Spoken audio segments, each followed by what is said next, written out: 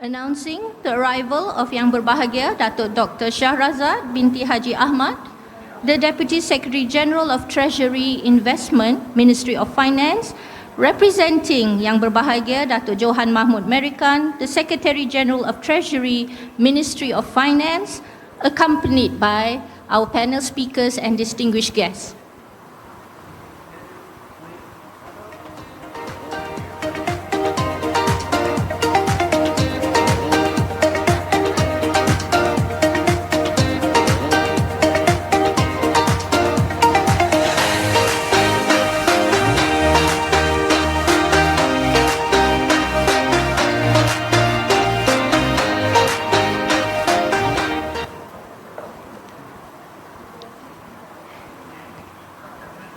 Ladies and gentlemen, please rise for the national anthem, Negaraku.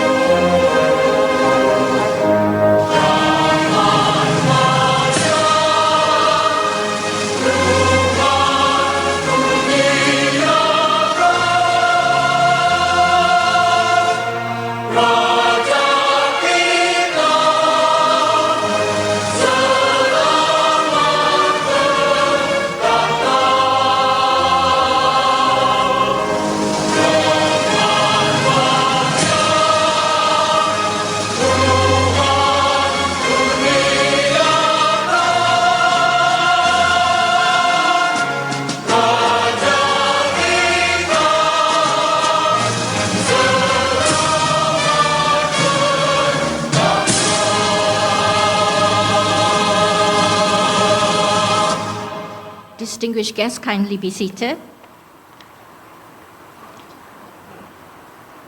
Assalamualaikum warahmatullahi wabarakatuh. Salam sejahtera and a very good morning to everyone. Yang Berbahagia Datuk Dr. Distinguished guests, ladies and gentlemen. Welcome to the RSOG Future Focus Series, Malaysia's Strategic Position in a Turbulent Global Economy. We are truly honoured to welcome Yang Berbahagia Datuk Dr. together with our distinguished guests. Among the audience are leaders from the public and private sectors as well as academia. The Future Focus Series is a platform where leaders from diverse fields converge to showcase Malaysia's strengths, address key challenges and explore practical solutions through collaboration and innovation, insyaAllah.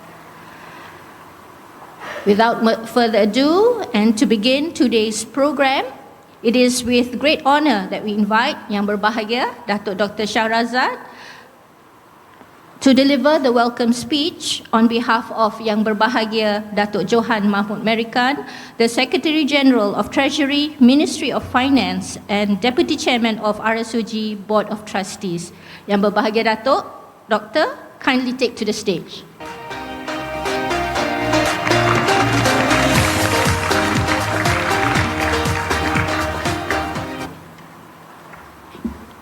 I candidly make a joke just now. Razak School ordered a different package and came in a different package. But, okay, joke aside.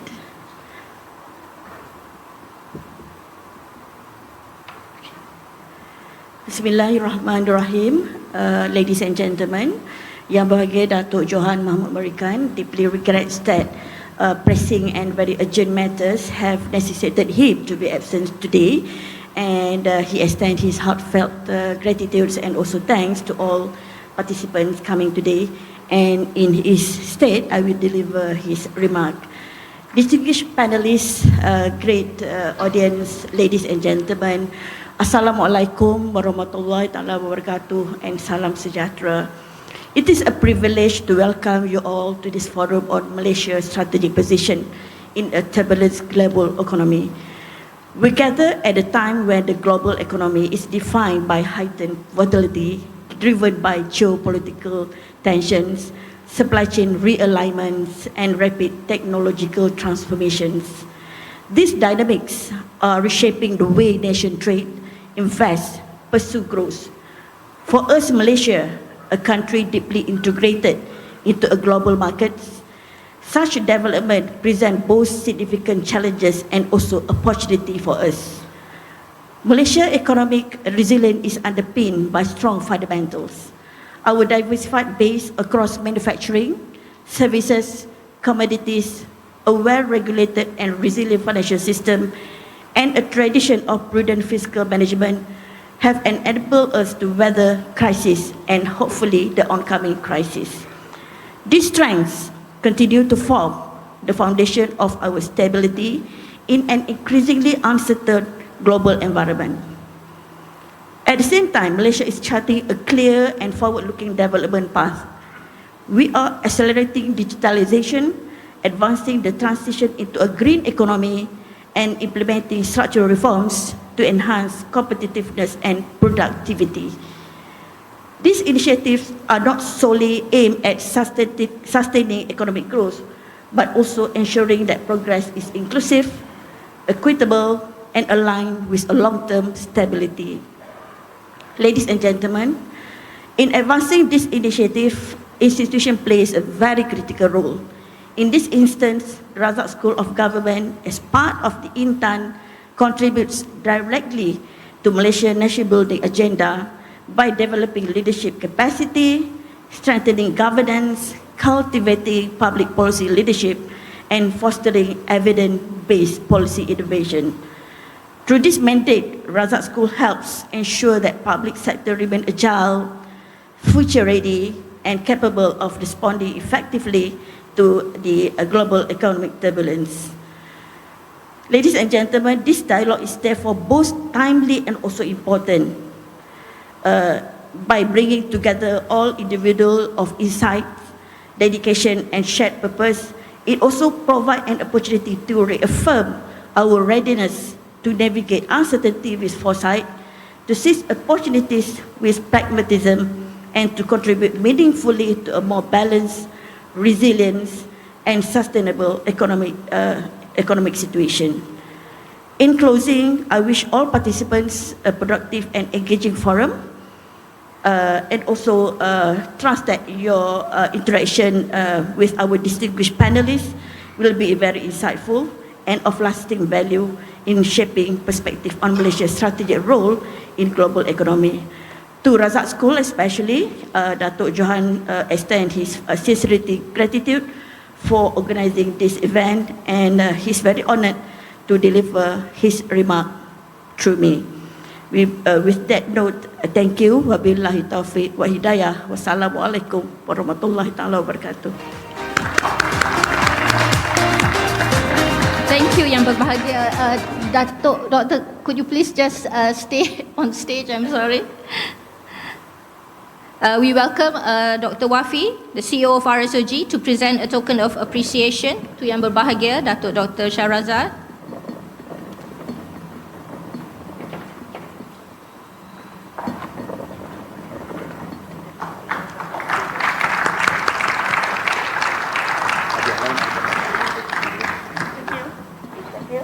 Thank you, Dr. Shahrazad and Dr. Wafi.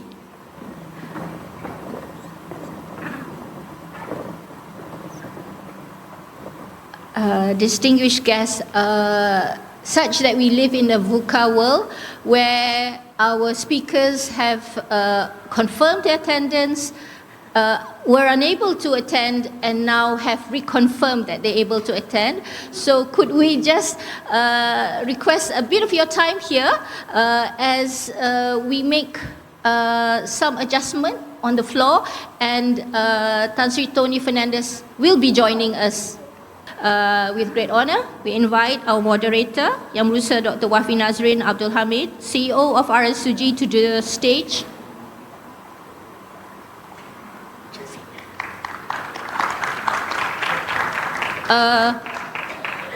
Together with our esteemed panel speakers, Datuk Dr. Suhana Muhammad Saleh, Director Macroeconomics Division, Ministry of Economy yang berusaha, Dr. Afzanizam Abdul Rashid, Chief Economist, Bank Muamalat Malaysia Berhad, yang berusaha Cik Daniel Rahman, CEO of ASEAN Strategy and Leadership Institute.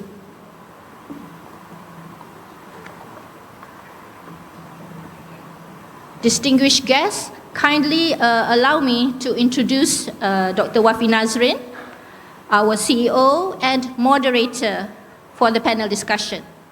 Dr. Wafi Nazrin is a seasoned corporate counsel with over 30 years of leadership experience across Malaysia's leading corporations, including Petronas, MISC, Malaysia Airlines, UMW, and IIUM Holdings. He is a former chairman of Talent Corp Malaysia. He holds a PhD in maritime law from the University of Southampton and advanced degrees from Cambridge, King's College London, UKM, and IIUM. It is now my pleasure to hand over the panel session to Dr. Wafi Nazrin. Dipersilakan.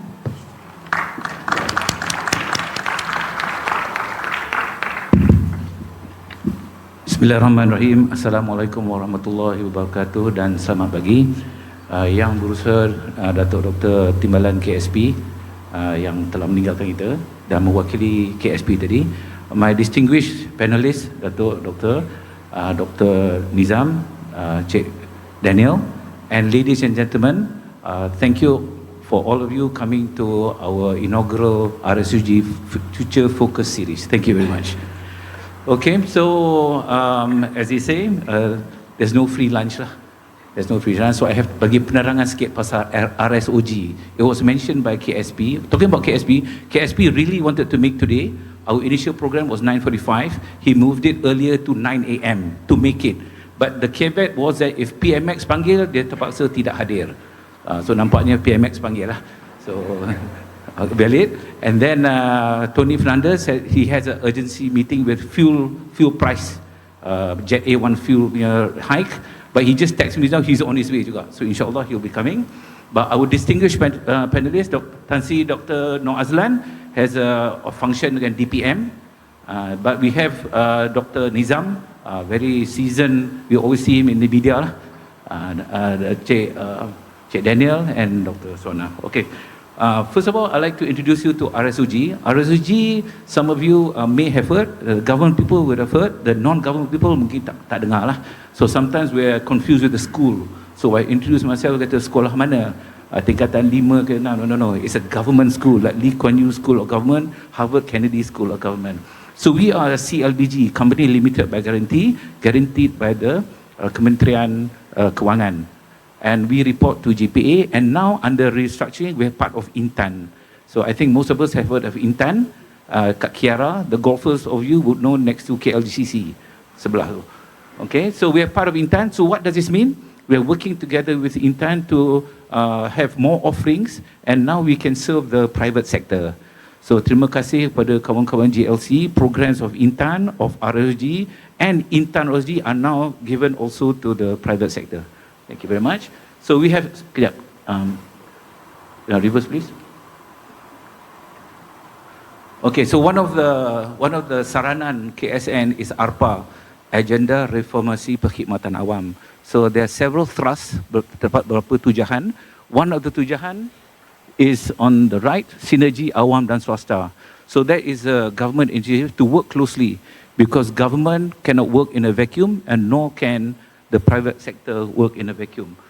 So menyambut seruan KSN, diadakan program seperti ini. Okay, next please.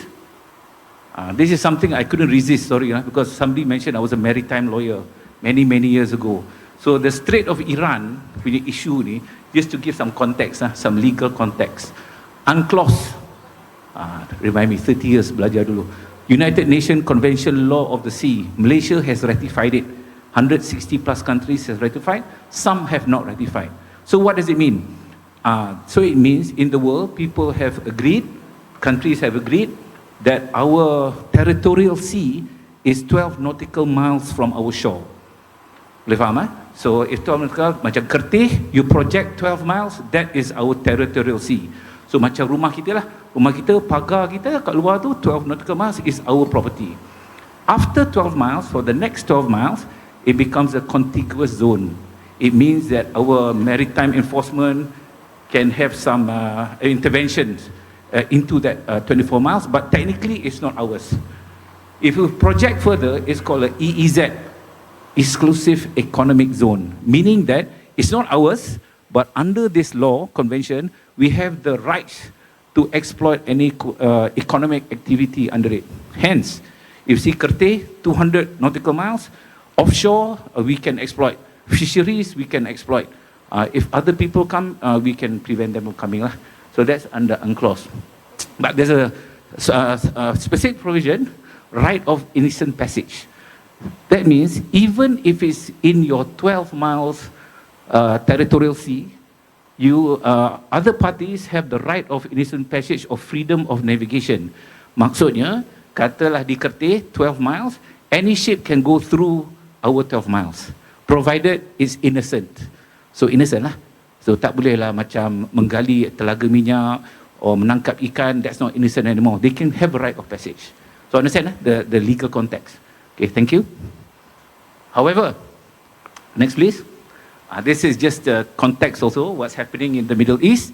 Map of the Persian Gulf. That's quite straightforward. So map of Persian Gulf, the area in dispute now is the Strait of Hormuz. Hormuz, that is around 23 nautical miles. 23 nautical miles between Oman and Iran. 23 meaning, if you remember, 12 miles, that's 24. That means it's not international waters.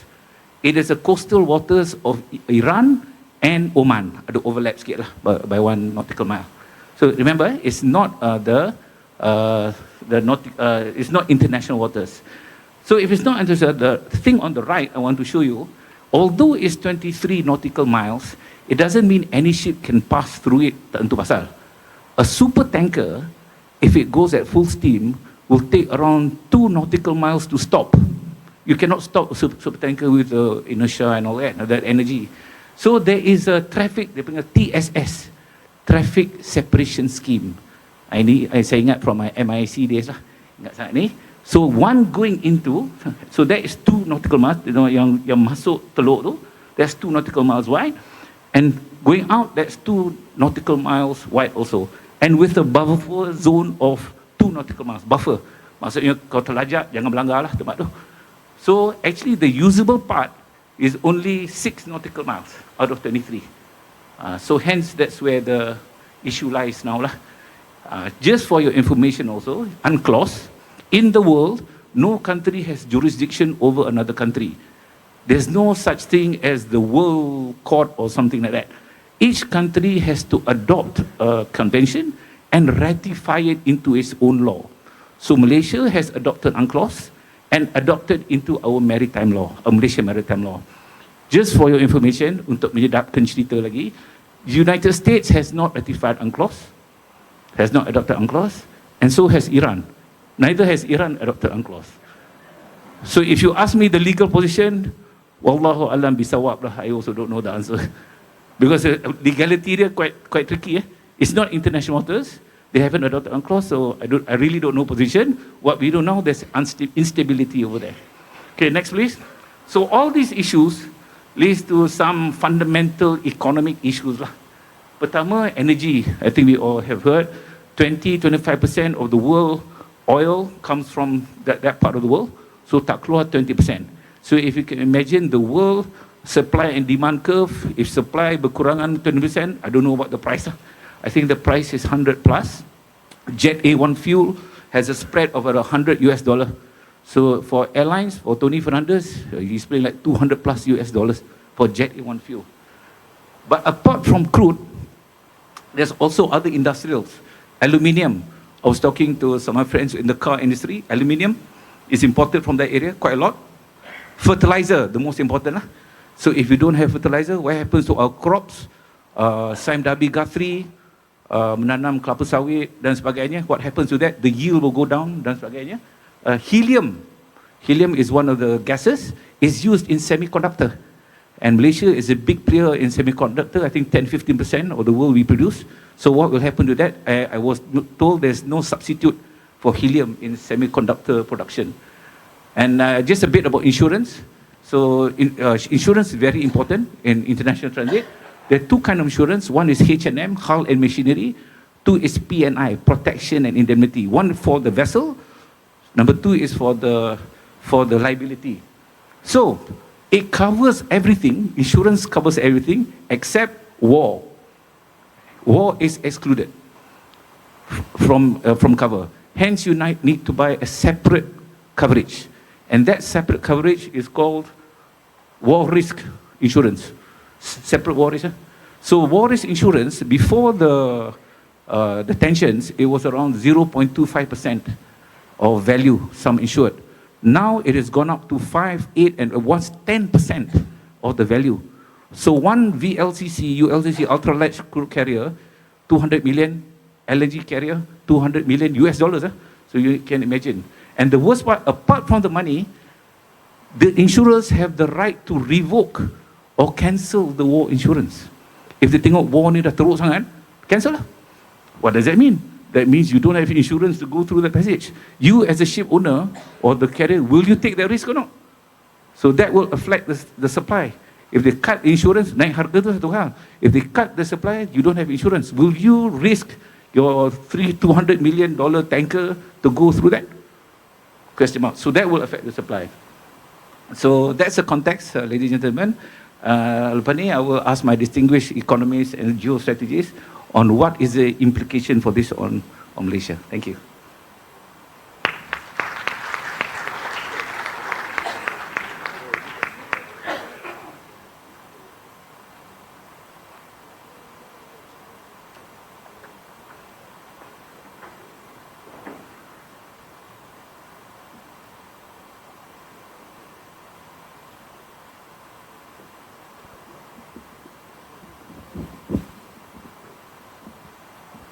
Okay, sambungan. Okay, if you're old enough, like some of us, like me included, we've been through several crises lah, a lot of crises. 97 when I came back from UK, Asian financial crisis. Baru sedap balik from UK, kerja Petronas dapat biji, alamak, Asian financial crisis. What was it? It started off in Thailand. The baht was devalued. Everyone thought they would be safe, and it became a contagion. Berjangkit-jangkit. Malaysia, rupiah, won dan sebagainya. So it was really bad. I think our stock market went down. Doctor, you can explain later. Our currency went down. It affected Malaysia very hard. 2008, there was a financial crisis. Why? Because in the US, they wanted to promote the banking industry, the mortgage-backed securities, the macam-macam. So in the end, it was not sustainable. It collapsed the US financial system, but the US government went to intervene, but the whole world was affected. And the latest one, this wasn't economic per se. It started off H1N1 those days. When I was in the airline, it was a very serious issue. But lately was the COVID. Not too long ago, that was 4-5 years ago only. COVID-19, but the full effect was in 2020, 2021. MCO dan sebagainya. Activities couldn't take place. Then it was a very, very difficult time. So these things are cyclical, it will happen again. And this time we are seeing it in the form, it started off with the regional war. It has now become an international economic issue. So how it affects Malaysia, I did mention just now, we are open trading nation. We are not immune from these effects, whether from finance, whether from supply chain dan sebagainya. So we will be affected. The issue is how do we resolve it? What is our strategy? Where can we pivot? Are we playing the same game, or is this an opportunity to change the game, Malaysia's game in the future? Okay, so dengan itu mungkin we'll start with the questions to the panelists. Oh, I have to introduce. Okay, Dr. Suana, pertama, thank you Dr. Suana for coming. I would say she's been with 30 years in EPU, the precursor to competitive economy. She's been in with most of the RMKs, very strong in econometrics. And I would say this, Dr. Suana, you're like the unsung hero of Malaysia. People don't really know, the public don't really know that well, but you are the guys crunching the numbers behind all the RMKs. Dr. Suana, so thank you for coming today. Second is Dr. Nizam, Aswan Nizam. We always see him on TV. Very, very good speaker. He has a PhD in economics. He is with Bank Muamalat. with stints in EPF, QAP, and MARC. He was also on the Special Select Committee on Finance, and he's adjunct professor of UiTM. Okay. Next is Cik Daniel. Saja kita ambil orang lain sikit. So Daniel Rahman, by training is a lawyer. He did a BCL. For those of you who do not know, it's called a Bachelor of Civil Laws. It's not in his resume, by the way. I happen to go. BCL is Bachelor of Civil Laws, which is a master's program in Oxford University. Betul? So jangan ingat bachelor lah. Bachelor dia UIA. Master's dia Oxford, tapi panggil BCL, Bachelor of Civil Laws. Okay, he was a columnist. He was working with Kementerian. He told me just now during the budget speech, he used to not sleep at all before the budget. So working very hard in the budget, and now he's also a columnist with Star and a TV host, diplomatic. So we'll ask you questions on geopolitics. Senior fellow of Lee Kuan Yew School of Government, and last but not least, he's a Tengku Abdul Rahman scholar. So, and he's a RSOG alumni. Thank you. Okay, thank you very much, everyone. So we'll start the program. What I'll do, instead of sticking to the normal Q&A, after each round, any of you is welcome to ask questions. I don't want to end to the last minute, baru semua dah lupa dah all the questions and answers. After every round, you're most welcome to answer the questions. Okay, next please. Okay, so the first question to all of you, starting with Doctor, what insights can you share with us on this conflict and the economic implications to help Malaysia in this uncertain and sustain the long-term growth? Yeah, Doctor. Thank you, Mr. Moderator, Dr. Wafi Nazrin, CEO of RSOG, my distinguished panelists, Dr. Muhammad Zanizan, Chief Economist Bank Mu'alad, Cik Daniel Rahman, CEO of ASLI, and we are waiting Tan Sri Datuk Sri Dr. Tony Fernandez, CEO of Capital A Berhad, to join us. Assalamualaikum warahmatullahi wabarakatuh, salam sejahtera, and a very good morning. I feel that you covered everything for the whole morning. So you touched everything from the past crisis to what's happening now, the issues and challenges. So basically, that's it. I think what we want to discuss today is basically that. I believe everybody has the be in a forum to discuss or already talk about this crisis. We start as a crisis tenaga global, then now we call it a crisis bekalan global lah. It's more of a supply crisis. We move from being energy crisis towards supply crisis. So basically, maybe I can start by giving some sort of a background on Malaysia's GDP growth and macroeconomic outlook. Basically, Ministry of Economy, we are kind of middle term and long term planning agency ministry. So short term planning is basically with Ministry of Finance. So figures for short term planning is basically from the Bank Negara Malaysia and also Ministry of Finance.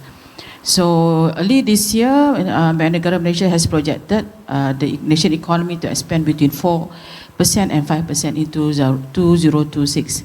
It's a revised figure. Before we said it's about 4 to 4.5, but because of the good numbers and also because of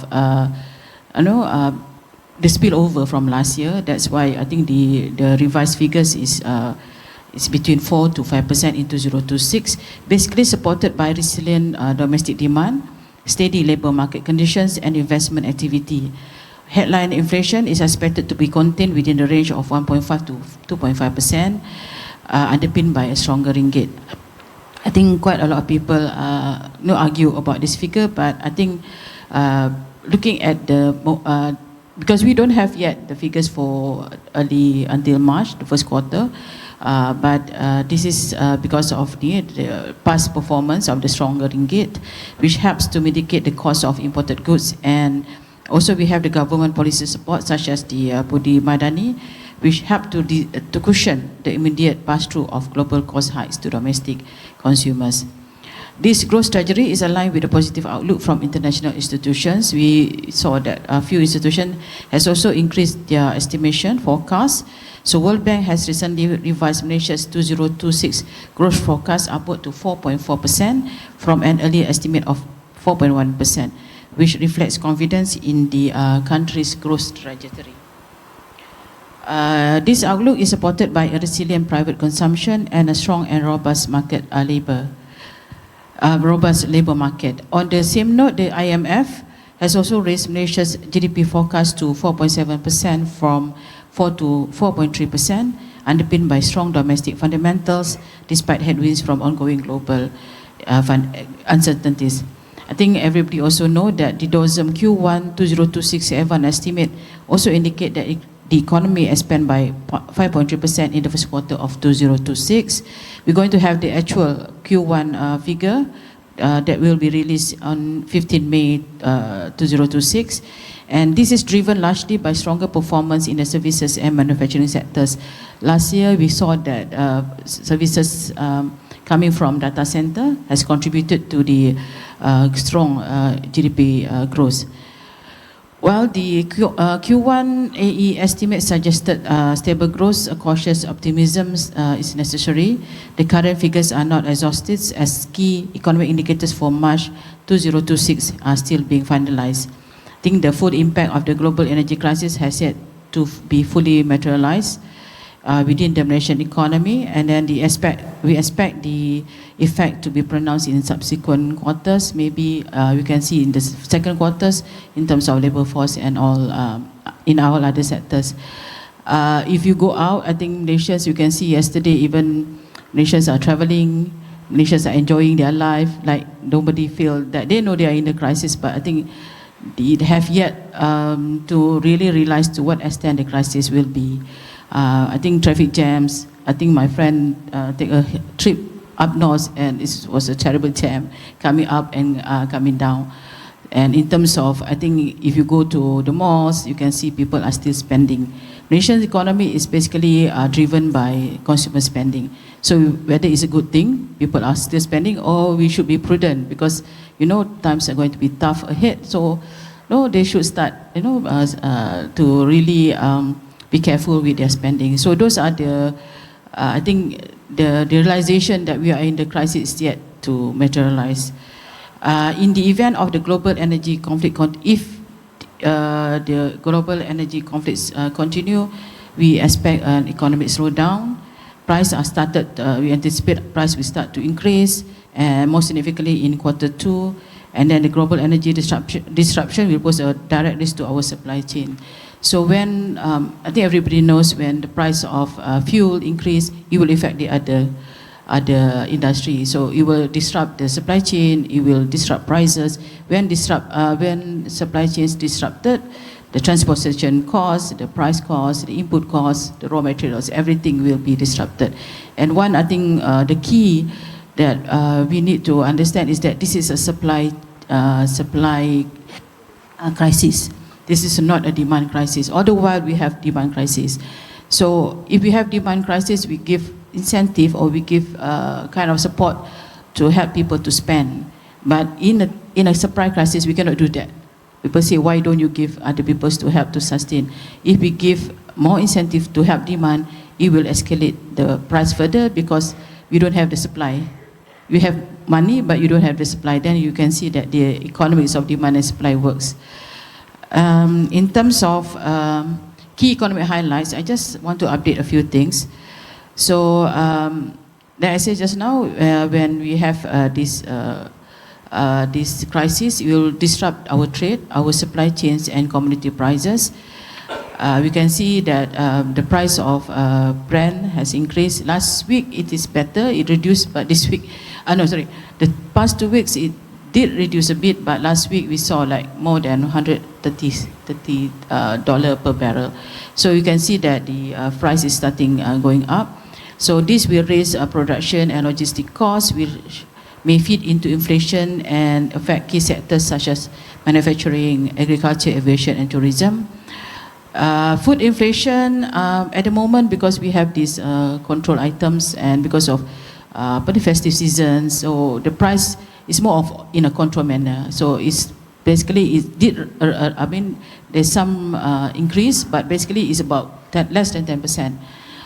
Protein, chicken, beef, eggs maintain the price, but vegetables started to increase.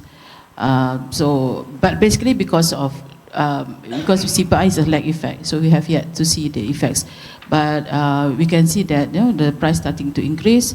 And in terms of just now, Dr. Wafi was saying about fertilizer, about fuel, about other inputs has also started to rise because of quite a lot of things actually based from crude oil, like fertilizer, like petrochemicals, even the naphtha, which produce the resin, which actually ends up as a plastic. So we don't have any packaging. So even the cooking oil, so the bottles, everything from plastic. So basically, maybe the oil did not increase, but the bottle increased. So in a way, they're going to increase the price. But one important thing is that for commodities, if the oil price increase, our commodities also increase. So like palm oil, rubber. So in a way, we are in a good position because we have that high commodity price. But at the same time, it will affect other sectors. So basically, I think in terms of capital markets, we can see that KLCI kind of quite, I won't say it's very high, but it's stabilizing in a way. It's on an upward momentum because we can see that it's closing at 1,720.4 points. Early this year or early last year, it's around 1,500, 1,600, but I think lately it's about 1,700 above. So in a way, it signals strong investor confidence in Malaysia's macroeconomic fundamentals. So they were saying, I don't know, the talk in the market is that people are looking at a more stable environment. So in geopolitically, they see how Malaysia can, be a good investment destination. And we can see in terms of labor market stability, although the retrenchment has started to increase, but it's still within the manageable, still manageable. But we expect that after March or starting the second quarter, we expect that the retrenchment or the numbers in the labor market will change. So we hope that it won't have that big impact. But I think it's basically that is how the government will need to manage the labor market and the economy in terms of support to the industry and how we to implement all the necessary strategies that the government has implemented. So I think I stop at that. So maybe we continue after this. Thank you. Okay, terima kasih banyak Datuk Dr. Suara. So just to recap a bit tadi, it's a supply shock as opposed to demand. So basic economics, when the supply contracts, the price will go up lah. So but there's a lag effect. It's not seen immediately, but Kementerian has been tracking it. Roti naik, chicken semua dah mula naik. Tak tahu naik sampai ke berapa, doktor. So insyaAllah tak naik banyak sangat lah. And the other important point that doctor mentioned, because it is a supply shock, there's no point having demand-induced policies. Betul like fiscal policies to demand, to induce more demand because it's supply shock. Okay, betul? Tambahan? Sorry. I think the aim of the government is that we need to sustain growth lah. Growth must happen. Sebab kalau tak ada growth, you cannot grow. And at the same time, you also need to look at the well-being of the people. So this is core lah. So basically, the government will help the industry, but maybe not through that type of incentive yang increase more demand lah. Maybe in looking at other alternatives, maybe in finding other supplies from other countries. Sekarang, I think in terms of fuel, before we said it's until May, then until June, then now we said until July. So basically, the government is trying to find other countries to help us in terms of the supply. Okay, thank you. Thank you for clarification. Terima kasih, Dr. Nizam. Sure. To you, please. Thank you, Dr. Afi. Guest panelists, Dr. Suhaina, Daniel. I like what you said, Dr. Afi, earlier on in your speech. You mentioned about the cycle. I think I'm coming from Bank Muamalat. Obviously, Islamic economy is something that's close to my heart. In Al-Quran, it did mention this, Surah Yusuf, verse 47, verse 48, verse 49. It talks about the economic cycle 7 year. So it did happen actually. I mean, the last time that we had a recession, it was in 2020 because of COVID. GDP contracted by minus 5.5%. Earlier on, it was in 2009, minus 1.7% because of subprime crisis. Prior to that, it was in 1998 because of the Asian financial crisis, minus 7.4%. So on that note, there is a pattern in terms of economic shocks. To me, this warrants a strategic response. And looking at the situation that we are in, it is critical for policymakers, obviously, to dissect and to define the problem statement. I like what Dr. said about this is not demand issue, it's more like supply side issue. True enough. I did some simple arithmetic estimates. I think last month we saw Ocean Thunder, the vessel from Basra, Iraq. It brought about 1 million barrels oil to our shore. And I just did simple arithmetic. Based on Petronas statistics, we need to import about 350,000 barrels a day to cover our productions. So if I times with 365 days in a year, that gives us about 128 million barrels that we need to import. So take that number and divide with the 1 million barrels capacity for the vessel, assuming that's the capacity lah. So in that sense, in a year we need a vessel about 128 vessels lah. And from Strait Hormuz, again data from Petronas, 38% coming from Strait of Hormuz. So that gives about 49 to 50 vessels coming from that region. So divide by 12, again, it's about 4 to 5 vessels in a month that we need coming from Strait Hormuz.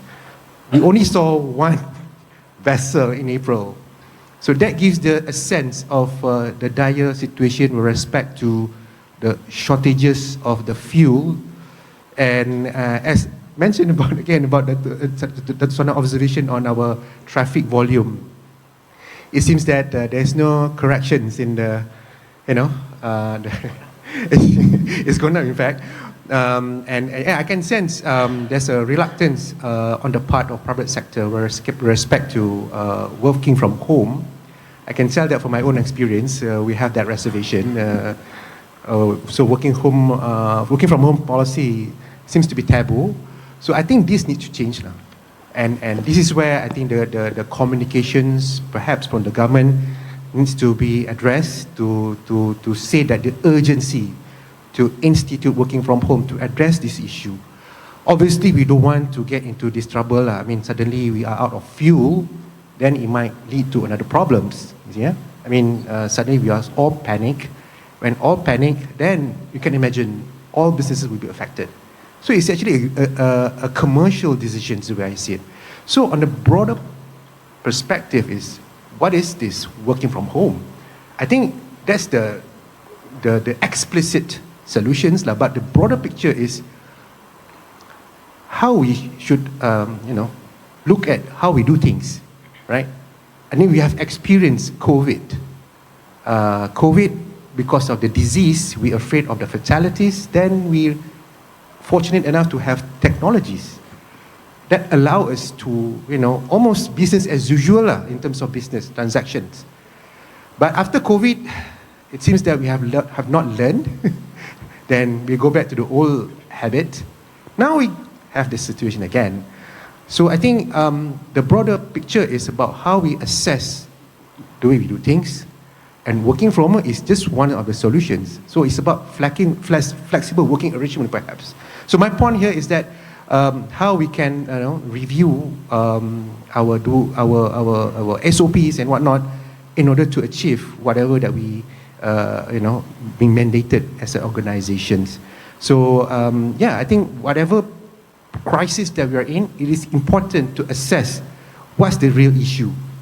In COVID-19 era, it was about disease. You want to curb the spread of the disease, therefore we have that lockdown. Here, I think we are worried about the stock of the fuel. Datuk Suwana mentioned earlier on, it was in May, now in June, into the expiry of the stock level, now in July. Okay lah, alhamdulillah.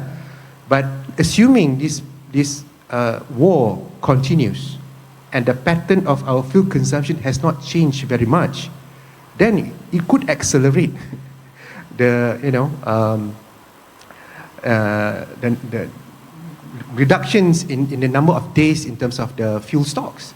So I think that warrants for us to review how we do things. So that's my insights on on the current shocks. And yes, I think we have learned in the past, we have seen shocks in the past, and I think we have managed to prevail, alhamdulillah.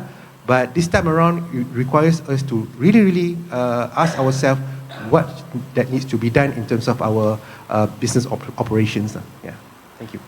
Terima kasih Dr. Nizam, very good insight. One of the points was about fuel or consumption of fuel. Just as a comment, I used to live in Europe quite some time, and in Germany, the sun only comes out probably 5 months in a year, but full of solar panels, their houses. And kita Malaysia ni hot every day, and I was told, I was just reading in Wacana, we are the second biggest solar panel supplier in the world after China. But our penetration at home belum sampai begitu lagi. For those, I must vouch for it. It's very good. Ini bukan saya promote mana-mana. If your bill used to become 1,200-300 a month, if you have that system, you end up paying 200-300. Yeah, so no. 5 years payback time. So digalakkan lah. On another note, if you have that, it's not only about the money, it's about being green. Selamatkan tu. And I must commend Dr. Nizam, because I was from UIA, but I didn't know of that surah about the 7-year cycle. Well done. Put UIA to shame. Thank you. Okay, my fellow UIA, you're from UIA also? Silakan, Tuan. Thank you very much, Dr. Suana, Dr. Nizam. Bismillahirrahmanirrahim. Assalamualaikum, and a very good morning, everybody. Thank you, RSOG, for this invite. And as I mentioned earlier, I'm a very proud alumni of RSOG. I was with them in 2011, so it's been quite a while now. How I'd like to start is maybe to take a quick step back and look at it from a macro perspective as well. The crisis we have, while we're discussing it from an economic standpoint today, we also have to be very cognizant that there's a humanitarian crisis that underlies a lot of what we are discussing, driven by arguably madmen or very much self-interested individuals. I hope I can say these kind of things. As we know, what happened in October 7 and now the wars that we see in Iran, I don't even like calling it the Iran war because that's a little bit of a misdirection, is that you've seen over 80,000 people who have died from various countries. Thousands of children, women maimed, schools being bombed. And I start on that context because while it's easy to talk about the economic impact, not easy, but while it is important to talk about the economic impact, we must always remember also the moral imperative that's at stake. That's why I felt very proud when our Prime Minister was one of the first leaders globally to come up with a statement on social media to call out this unnecessary aggression that we saw in Iran, whether it's on the basis of a preemptive strike or not. The second part to this is we talk about the cost of war. There are lots of figures out there. One of the figures is it costs the global economy approximately $20 billion every single day for as long as this war is ongoing. Approximately 3.5 trillion impact to the GDP in the scenario of what they call a phantom ceasefire, i.e. a ceasefire that has been declared but not necessarily fully adhered to. As Dr. Nizam mentioned, but I'll add on, if there's a full-scale risk of escalation, it could go up to about 6.9 trillion, which is about 6.3% of global GDP. Now, I see very many familiar faces here. One, Dr. Puan Hanani, who is with the Department of Women, the Director General of the Department of Women, and you know that 20 billion a day could help you address poverty, right? Could help you rebuild schools, could help you fund climate transition costs, as Dr. Wafi was mentioning. So these are the real macroeconomic costs that we see out there. One of the things that I think, and when we ask the question is, how can Malaysia navigate uncertainty? I think we've seen it happening very apparently.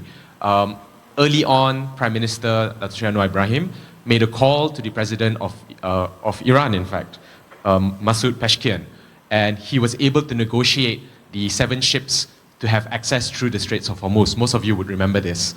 And what's also very interesting is, around the time that happened, do you all remember that there was another country that called us out indirectly, that said that, and I quote, "We will not negotiate with terrorists."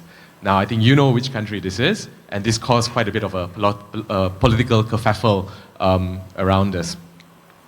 But what the Prime Minister was able to do was secure the transfer of ships. Dr. Nizam mentioned over 1 million barrels of oil, LNG, petrochemicals, fertilizers, all which are very important for the global economy. Now, as we know, 20% of oil goes through the Straits of Hormuz. For Malaysia alone, that's about 50% of all imports. And at the same time, hello, Najib. Just pause for a moment.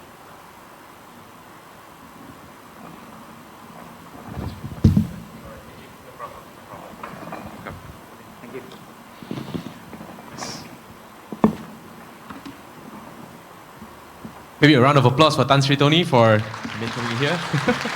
I pula macam moderator, so I don't know who this is. Let me continue.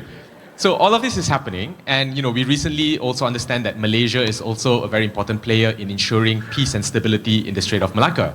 And we also saw about 2 weeks ago headlines where the Indonesian minister had suggested perhaps we should introduce a tariff and a toll there as well. So the world is becoming quite a tricky place, right? And what this means is Malaysia, this is my third point, is at what you call a choke point economy, right? Where it's a choke point of multiple routes of economic interest around. Now, let's raise it at the ASEAN level, right? We were very proudly ASEAN chair last year.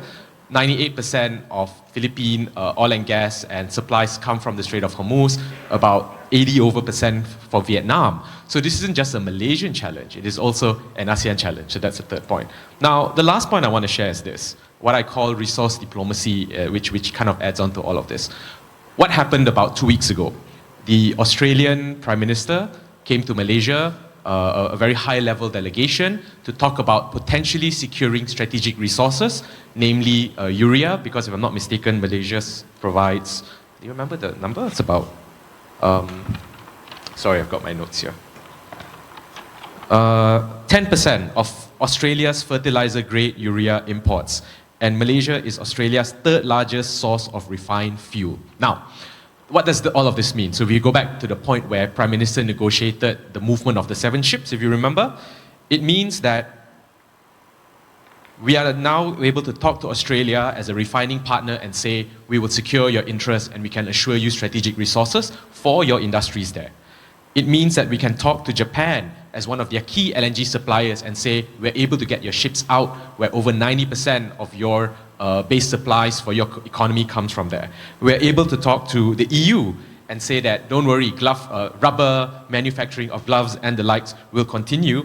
And of course, the US, where we can say that your semiconductor interests and base supplies are still able to go through. So when we look back at the question, how do we help Malaysia navigate uncertainty and sustain long-term growth? This is Malaysia's strength, right? We are a middle power that some people say we are a small country because of our numbers, but the impact that we had within those first 7 days to 14 days of the oil crisis that we see has had an immense impact on the global economy. And I won't say which country, but I had a chat with one of the diplomats and they said they are also expecting potentially more high-level delegations coming to Malaysia to see how we can continue to secure these kind of strategic resources. So that's how I would answer this first point about sustaining long-term growth. So we create a reciprocal, strategic, diplomatic, defense, resource interest with other countries. And this is one of the ways how we'll continue to survive and potentially even thrive in time to come. There's more things I could share, but we'll take it as we go along. Thank you. Terima kasih Cik Daniel. Thank you for reminding us of the humanities. Kita sibuk economics, don't forget the human cost of it also. Thank you. And also the other issues that you brought up. One of the things is that the neutrality and the non-aligned nature of Malaysian diplomacy. We're friends with everyone. So that's a good thing for strategy way forward. Our next guest, thank you Daniel, is Tan Sri Tony, needs no introduction. Just to explain, he WhatsApped me at 1:30 in the morning. Tony, what were you doing at 1:30 in the morning? To say that he couldn't come because he has an emergency Jet A1 fuel crisis, whatever, with the minister. So hence he couldn't come.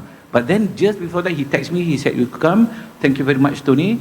I would like to just explain, Tony, we've known each other for quite some time. First time I went to his office in Asia, I was looking for his room. I couldn't find it. It was behind a pillar. They have no rooms in Asia. So that's quite a change from the GLCs that I've been working at. Tony is just behind that room. No security, no secretary, nothing.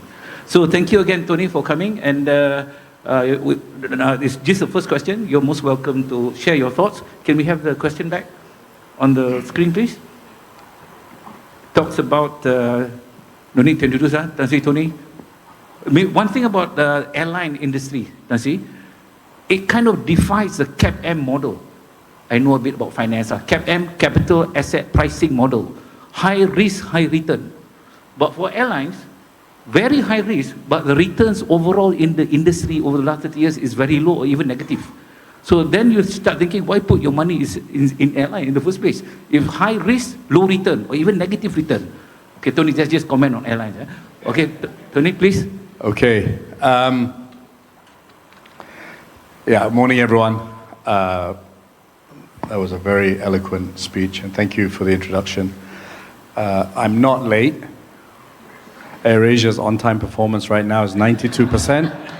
I'll be posting that later, and I'll explain that to you as well in a second, how it's been so tough on us, but somehow we have survived COVID, and now we have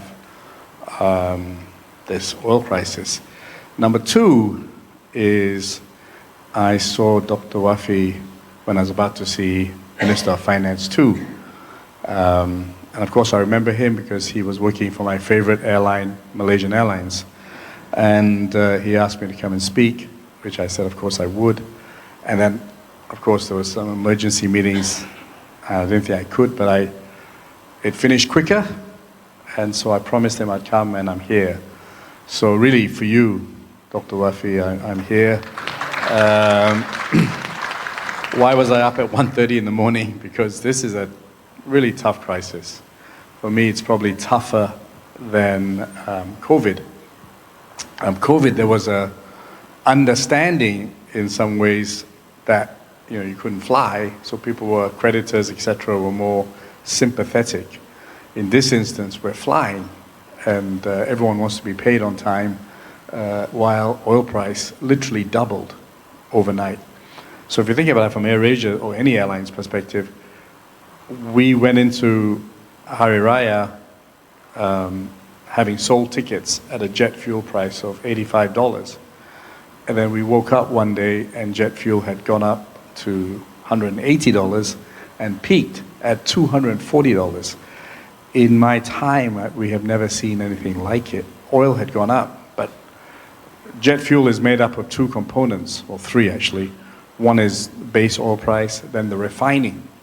And the refining went from $20 to $120 in the space of a week. So, all of us were very badly affected. And I've been actually talking to the government about extending credit so that we can just catch up, because obviously we have to increase fares, but that takes time to catch up for the oil we've already paid for. So it's certainly a tough period. I'm up at 1:30 in the morning thinking, how can we get out of this, and how can we turn a negative into a positive, right? Which I feel we can. I'm obsessed with Donald Trump's tweets. It's amazing that one man, well, two men, can really impact the world so much with really a lack of planning. I really recommend Donald Trump come to the Razak School of Government. And maybe you may teach him a thing or two about not being so impulsive. To answer the question directly, I think Malaysia has shown to be a middle power. Malaysia has shown to be a neutral country. I think that's the best thing that's come out of this, that we can talk to everybody and everyone talks to us.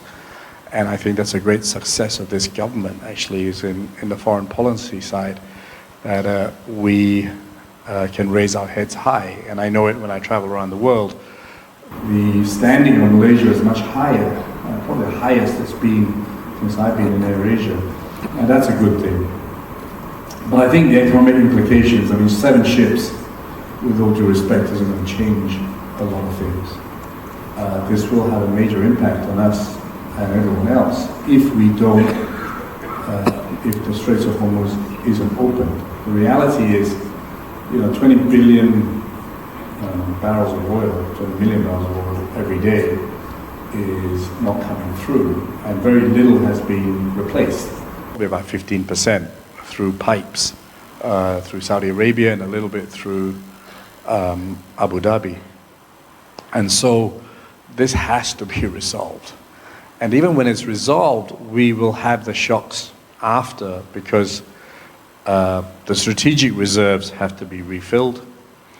The supply chain has to go back into action. So, I think this will impact us for quite a few months from the moment it opens. Now, you can never really understand what's going on, but certainly I feel, and of course I get information from various places, that it's imminent. It's everyone's trying to get the best deal, right? Trump wants something, the Iranians want to look good, so both of them want to come out of this looking like they've won. And unfortunately, we're caught in the middle of this ego battle. But it appears we're almost there. We're almost there. The Iranians keep sending proposals through Pakistan. I said to my Pakistani friends, I never imagined the day when the world would depend on Pakistan. And I only knew you for your biryani, cricket, and hockey, but now world peace is in your hands, which is fantastic, actually. It is fantastic for Asia that many of us are rising above these superpowers and really talking common sense. I posted on LinkedIn the other day, wars don't do anything at the end of the day. Dialogue and communication and diplomacy is the only way forward. And I hope, just before we come directly to your question, I hope that one thing that comes out of this is Iran gets reintroduced into the world economy. Because I think, look at Vietnam. I was in Vietnam recently with the Eisenhower fellows. That country was under sanction till 1997, and now America and them are best of friends, and Vietnam is probably the powerhouse of ASEAN right now. So I would hope that Iran sanctions get removed. I hope that the frozen assets come back and Iran is reintegrated. Economics is the only way to solve issues. If the more integrated the world economy is, the better. And that's my real wish out of this real nightmare, that something gets solved. And I think until the world realizes that they have to solve the Palestinian issue, that Palestine deserves their home. They've been so badly treated that this will continue. And so my hope is from this horrific situation that Iran gets reintegrated into the world economy. And Malaysia, again, we're one of the few countries that have open visa policy. We flew to Iran. We were pressured so much by the Americans because all the planes are American and leases are American and finance. We fought very hard to keep the route open because I feel integration is the only way forward. Communication is the best way forward. When Thailand wanted an airline to fly to Naritawat, where there was insurgency, no Thai airline wanted to do it. We did. Similar in Davao, because of the insurgency with the Moro. So our philosophy is integrate, communicate, and talk is a much better way than sanctions and treating countries as pariahs. So that's my hope. I do think it's going to end. I think Malaysia's benefited from this in terms of profile. But I think if we don't solve this, the economy will be hit very badly. I hope, how can we navigate uncertainty and sustain? I'm going to say things that we have to make some hard decisions. I know the government is trying, and I can say it because I'm not in the government, but subsidies is something we really have to look at. We have to put money into productivity. I get a subsidy. Right now I need one because I'm the poorest man in this room. But I should never get one. No one in this panel should get one, right? And so we really have to get out of that subsidy mentality. And I think, how do we navigate? We use this to make some hard decisions. That, the billions of subsidy can go into much more productive industries to move out. The uncertainty, I hope it ends. But to sustain long-term growth, one of the biggest problems in our economy has been this massive subsidy and subsidy mentality and our culture of getting things for free. Now, you said airlines were a beta model, or whatever model you mentioned. You're too smart. But I had no money anyway. I bought AirAsia for RM1. So I'm back to where I was. So it doesn't matter. We took a risk, me and Kamarudin and Dato Pahamin, etc. Because we felt we could create something. And whatever we created, Bank Negara will confirm, AirAsia contributes 2% to the GDP here. Tourism is a massive contributor, but the subsidiary industries are now with capital A, with our cargo, our engineering facility, Santan, will add more value. And all came from a RM1 investment. So I'm saying, imagine if the government put that subsidies into more productive industries that gave jobs, that created better industries, that provided the banking industry to give more loans out, etc. I think that will change the long-term growth. And the second one is, I have no idea, and the Ministry of Economy may be better, but this is a great time for us to re-look at energy security and whether we can do more with. I'm a big fan of nuclear. I always have been. I think the reasons for not being nuclear for safety reasons are outdated, because SMRs, etc., are very, very safe. But Malaysia needs to look at being energy neutral and have our own energy, and we should be pushing renewables. We have a lot of sun, we have waves, we have wind.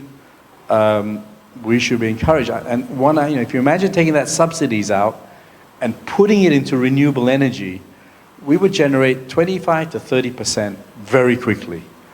And so, a little bit contrarian. I take the point that, yes, we're a good negotiator and we can help, but 7 ships won't make a massive change. But I think Malaysia has risen its profile. But I'm saying use this crisis, as we do at AirAsia. That's what we do. We turn the crisis into a positive, right? And I'll finish on a funny story. Use this crisis to re-look at the whole economic model of Malaysia, from energy to subsidies to creating more productivity. I've been through every crisis known to mankind. Bird flu, tsunami, SARS, terrorism, Singapore Airlines, everything, right? Singapore government, more than Singapore Airlines. And I'll tell you one story. During the Bali bomb, everyone canceled their flights to Bali. No one wanted to go to Bali. And I went to my staff and said, we cannot let the Balinese down now. We have really made a lot of money from them. This is the time they need us most. So I said, we give 5,000 free seats. And those free seats were sold out in 10 seconds because I knew Malaysians very well. If you give a free seat, they will risk their lives. Okay? We're a resilient lot. Now, the 5,000 people who went there had a great time and came back, and us Malaysians like to show off when we have a good deal. They told 50,000 other people that is fine. So we never canceled our flight to Bali. So don't waste this crisis. We've done well. We've come out of it looking well. But I think this is a chance to really re-look at our economic model and turn this negative into a positive. Thank you very much. Thank you, Tan Sri Tony. I think Tony is a unique position. I think most of us are only indirectly affected, most of us, by this crisis, inflation, etc. Tan Sri Tony is directly affected. Jet A1 fuel from 100 to 200 US dollars. Your cost structure, Jet A1 is around 30% total cost? About 40%. 40% of his total cost is Jet A1 fuel. Can you imagine how that affects your P&L and whatnot? But I believe, Tony, you will survive. You have survived in many other ways. And just as for the economic planners, airline is very important because they have a multiplier effect of 12 that I remember very well. $1 to the airline is $12 to the economy, tourism, etc. So we hope you'll see. The other takeaway from Tan Sri Tony is that this is an opportunity for the government to relook its forward-looking strategies. One of them is, for example, renewable energy, subsidies, etc. I think I mentioned earlier, European countries only have 5 months of sun, but the houses are full of panels. And we hardly, I mean, it's still not widespread. So maybe that's one thing Kementerian can look at. I see my friend there, Dr. Butte, from Kementerian Economy, bahagian renewable energy. Maybe later if you can say something lah. Thank you very much. Okay, I'll change a bit. I won't wait until the end of all the questions. Should there be any questions, burning questions for the first round from any members of the floor? You're most welcome. Yes, can you introduce yourself, please? Hello. Okay, Assalamualaikum and good morning to respected moderator, panelists and guests today. My name is Haikal. I'm from University Putra Malaysia, UPM. So first of all, I would like to express my gratitude, honestly, for being Malaysian. And in my opinion, I think that most Malaysians do not understand the abundance of resources that we have. So my question today is, where is Malaysia's biggest untapped opportunity in this global realignment? Effectively, what are we not leveraging enough? Thank you. Thank you. Maybe you can wait for the other. Are you asking questions, sir? Yes. Please. Hello, good morning. I'm Farhan. I'm a chartered accountant. So basically, I have 2 questions, right? My first question would be specifically to policymaker, Dr. Suarna. So it would be like, when it comes to policy making, right, there are a few factors that we need to consider.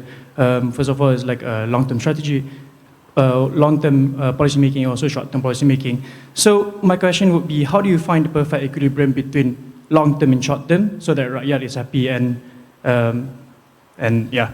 So that would be my first question. And then my second question would be to Tan Sri Tony itself. So Tan Sri, right, what differs like a great CEO from the others is when you can survive in crisis like this. Yes, there are risk mitigation factors, for example, like economies, hedging, and also internal financial models. But can you share your thought process on what differs or what do you have in mind to differ you from other CEOs? So that would be my 2 questions. Thank you. Thank you, speakers from the floor. Personally, it's very heartwarming to see very young people. Kita ni dah senja, tapi looking at very young people asking very important questions. Syabaslah pada orang muda. And I think that gentleman at the end, I saw him in London. Were you in PwC London? Yes, I was. PwC London, sekarang balik Malaysia. Thank you. Okay, so thank you to members of the panel. If I can just interject, not too long because we have other questions. Your answers. Thank you. Okay, maybe I start. Maybe I also answer Tan Sri's question. I think from when we start the ASEAN financial crisis, one of the governance in dealing with crisis is we have the MTN, Malaysia Tindakan Ekonomi Negara. So also, I mean, everything that about this crisis is being discussed there. We have a task force. I think even we have a discussion with the logistics sector. They look at everything. I think whatever being raised today, I think we have discussed it in the task force. Even I think in terms of energy, in terms of I think even nuclear we have discussed it. Maybe not in the task force, but as other platform, because when we did our long-term planning, those things do crop up because we talk about power mix, right? Energy mix, or between coal and all, and then to move from fossil fuel dependency, then we say that we have the NETR, National Energy Transition Roadmap, and then we target about 70% RE by 2050. So those are all being discussed. So in terms of short-term and long-term, maybe short-term because everything crisis is always in short-term, and for us, we take into account, we are part of that. But basically, we already have the 30 Malaysia. If you are familiar, the 30 Malaysia plan is a 5-year plan, so it is part of that. So in the 30 Malaysia plan, also we have all types of policies, all types of strategies that we already put in place. So the best thing is always that we want to make sure that economic growth, the focus is always, the objective is to have economic growth and to sustain well-being, maintain well-being, and also sustainable development. So like Daniel, he always talk about the social aspects.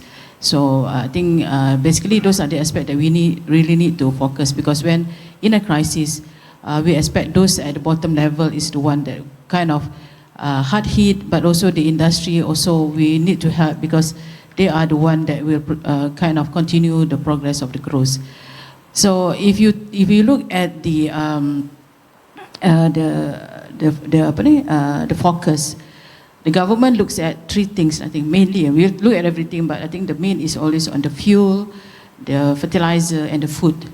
If you look at food item, just now I mentioned that we try to curb it, because the first thing that going to rise is the food item. When logistic increase, input increase, and then input also we cannot say at the end price of the vegetables or the chickens. It started way back, from the fertilizer, from the that of fertilizer, price of fertilizer.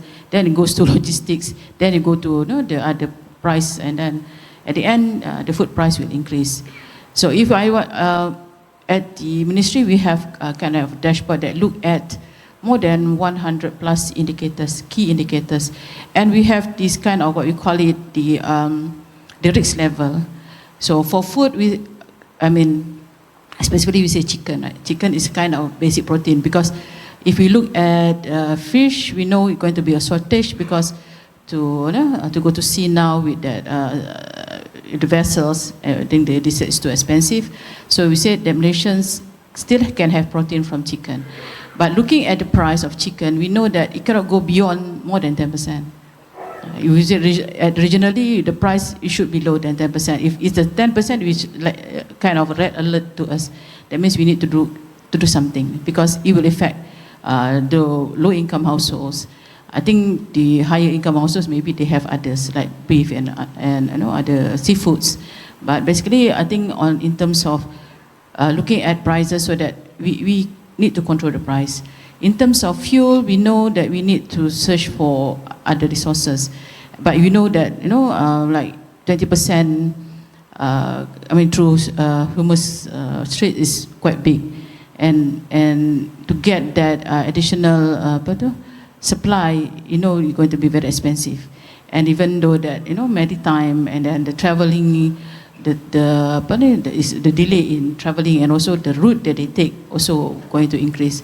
So I think in the first, when you talk about the maritime, you thought that it is not international waters and all that, but America still have that sanction, and at the same time they have that blockade. So sometimes you don't know what international law that applies. But basically, in a way, this uncertainty is kind of remain very uncertain. You don't know sure, because US give 9 proposal, the Iran give another proposal, then go back and forth, and at the same time they say that the war is not going to end sometime soon. Whatever happens, we know that the effect to us can be up to 18 months, because one thing is to secure the oil, the other is to fix the infrastructure. The other countries, some countries are start exporting, but to be full kind of remain full production, it will take some time. So basically, for us, for Malaysia, we are still in a good position, because geopolitically we are kind of in a good position. Our economy is maturing, and others we have in terms of kind of governance, we are quite stable. So, but basically, to move forward, like I think the concerns of the industry is that what best options, because when we discuss, I think at the end, what are the best options for Malaysia? We can give, is it the best is to give incentives to all the people, or the best is to give more loans to the SMEs, or is it to, actually, we also said change to biodiesel, so we help the industry also, but those sometimes we take time. But all are being discussed in M10, and I think weekly the minister will kind of give a public media on what are being discussed. So last week we talked about the construction industry. So when if the construction industry stops, we know there's quite a lot of foreign workers. So what are we going to do with them, right? So I think those are the issues that we keep on discussing. And I think one of the important things is always to keep the economy going, like I always said. Then in terms of budget, I think because it's something that the government has always kind of concerned. Ministry of Economy, we look at the developmental budget. There's, I think in the time of crisis, there's always that you need to look back at the projects and kind of see which are the most important projects. But those existing projects, they need to continue, because as the projects, if you delayed it, it will be getting higher because of the input costs and all that. But at the same time, the operational budget also have to be re-examined. So I do believe that the fiscal sustainability is the big thing. So we can say, okay, you don't have to give, like now I think the subsidy about 7 billion. So whether we can do that to give to other industry. So those are the things that I think the ministry is, especially incoming budget, the Ministry of Finance. I think there's quite a lot of Ministry of Finance officers here. I see some of them. So these are the things that we need to really discuss on the fiscal things. So fiscal is something that we really need to address. For us, it's basically planning, moving forward, strategic thinking and all that. But, we need to address the money. Okay, thank you. I say, gentlemen, if you have any comments with the questions. I'd like to answer Haikal's question from UPM about untapped potential. This might be a bit of a cliched answer, but my response is our human capital. And what I mean by this is nurturing young leaders, but letting middle leaders move up. I mean, I see a lot of leaders here who you can speak with, of course, Tan Sri, one of them. And how does this relate, right? I don't think we lack strategic planning and ideas. Malaysia is very well known for that, our RMKs, our strategic blueprints and all. There was a very interesting story told by Tan Sri Zakri, the former science advisor, where he said many years ago, when it came to tiger conservation, India was facing a challenge with extinction. So the Indian government sent a delegation to Malaysia. They learned about our plan, and then they went back. About a decade or so later, they came back and said, your plan was great. Our Bengal tiger have been rehabilitated. There's more of them now, and it's good. How's yours doing? I think the laugh kind of gives you this. So it's not for lack of it. And what I feel in a lot of leaders nowadays also is that there's this sense of a regret economy. What I mean by this is many have come through the ranks like Tan Sri, they've come up, but now when they hit a certain level of seniority and leadership, they look back and they go, alamak, the same problems are repeating themselves, right? Nuclear energy, for example, we had Datuk Daud, who was once the Deputy Director General of the International Energy, IAEA, right? Atomic Energy Association. So you have that knowledge. ASLI has looked at the nuclear energy space. We've spoken to several former Director Generals of the nuclear agency, and everybody in the industry is agreeable that that is the direction Malaysia needs to move towards. The fact that RMK 13 has mentions of it is a good thing. We've got a very capable CEO at Suruhanjaya Tenaga who was with My Power, but these are the leaders that then need to be empowered, right? Another example, and I just want to draw the links between leadership and renewable energy, is Pakistan, for example. 20% of electricity generated in Pakistan is from renewable energy solar panels. About a decade ago, they had almost no solar capacity at all. But what happened about a decade ago is that the leader who said this is the direction in which we need to move, we need to harness it, and therefore it happened.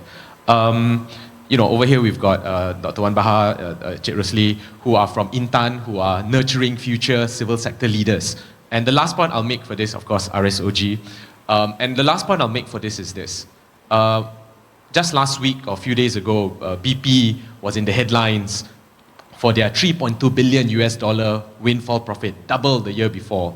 And it generated quite a bit of controversy because they had largely profited from the current oil crisis. And then there's discussions about the morality and all of that, right? Behind it and whether they need to pay back. Now, the question becomes, if Malaysia was put in a position where we had to negotiate with the oil men in this regard, will we be able to negotiate higher profits, higher tax for the country's interest? And I draw this analogy with what happened last year during the ART, the Reciprocal Tariffs Agreement, which, funnily enough, if you look at our topic for this discussion today, you can turn the Hormuz or Iran oil crisis into the reciprocal tariffs agreement, and we'll have the same discussion pretty much. Economy, maybe not jet fuel, in that regard. So the question becomes, are our leaders today, the civil servants, also the private sector, sufficiently empowered to continue on? Often than not, when you look at it from then the diplomatic level, the leadership level, as Tan Sri mentioned also, PM Anwar has been at the forefront of positioning Malaysia as a very strong, credible middle power. But who's next? What's next? Right? And I think that's the question that we have to talk about when we talk about harnessing untapped potential for the future. Thanks.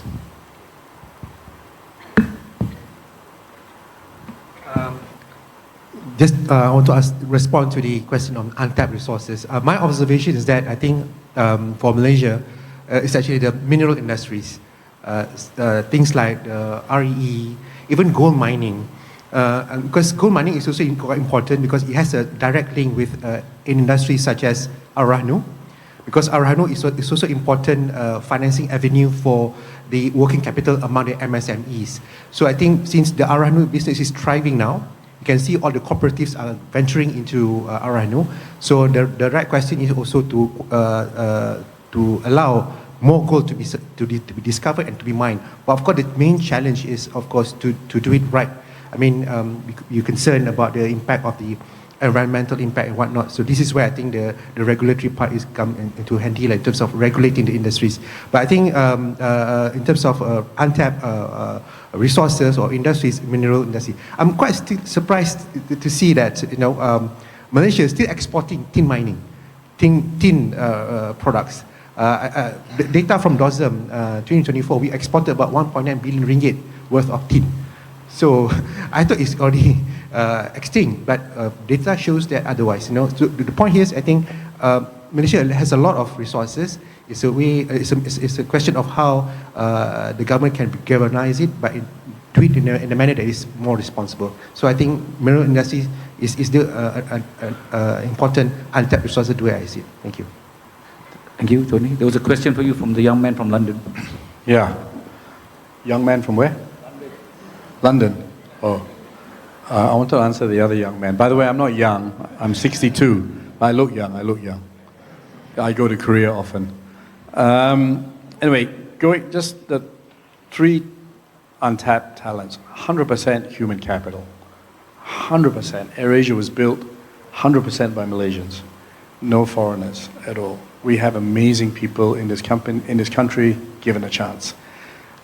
And you tie that in with education and the way we teach at universities, and are we adapting quicker to benefit with the changes in technology. But I think human capital is huge, which leads me to, I think education is a massive opportunity for Malaysia because we are diverse. And I think, I own a school here, it's full of Koreans, it's full of Chinese. All our universities have, I did a speech the other day at a private university, and there were people from Kazakhstan, there were people from Africa, etc. So I think we have a chance to develop our human capital better, but I also think we have a chance to make education a pillar for Malaysia. And Britain benefited so much by all of us going there school because we have ties there. People come to Malaysia and be educated here, they build automatic links with Malaysia when they go back to their own country. So I think education is huge possible. Renewable energy, I mentioned already. And I think we're wasting an opportunity in carbon credits. All of us need to, whatever Donald Trump says, we need to reduce carbon emissions. And Malaysia has a wonderful opportunity to be a leader in creating carbon credits, whether it's through forestry, whether it's through carbon capture, etc. There's a huge opportunity for ASEAN actually to be a leader in carbon credits, which I don't think we're grappling with.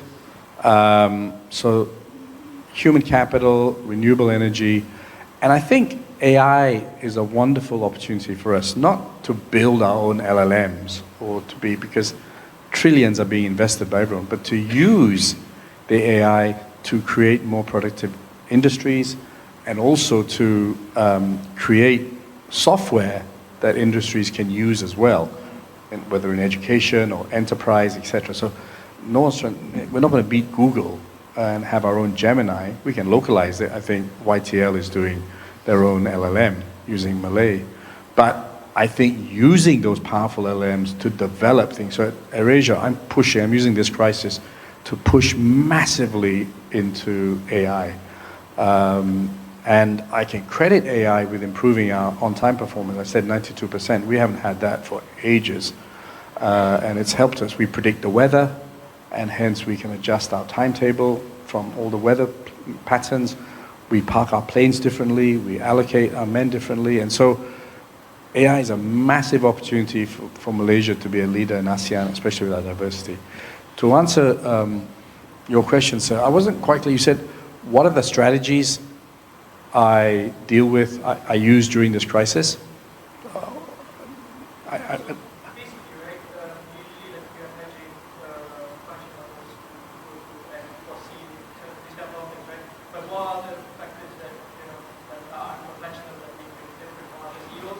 Okay, all right. Hard questions. I don't know what other CEOs do all the time, but hedging, by the way, I don't believe in. I mean, of course, you look very clever now if you hedged, but this is a once-in-a-lifetime kind of situation, hopefully. Hedging, generally, the banks always win. That's why they do it. And you talk about oil companies having super profits. Banks are having massive profits because of the volatility of trading. I mean, they're the ones who have much larger profits than oil companies because they're benefiting from the volatility of this. So hedging is like going to a casino. The casino will always win in the end, maybe a short term. So how do I deal with this crisis? I mean, really, firstly is transparency with your own staff. That you sit down with everyone and say, we have a crisis. And you turn that into a negative, because when times are good, there's always a reason not to make the hard decision. When times are bad, then people will make that hard decision.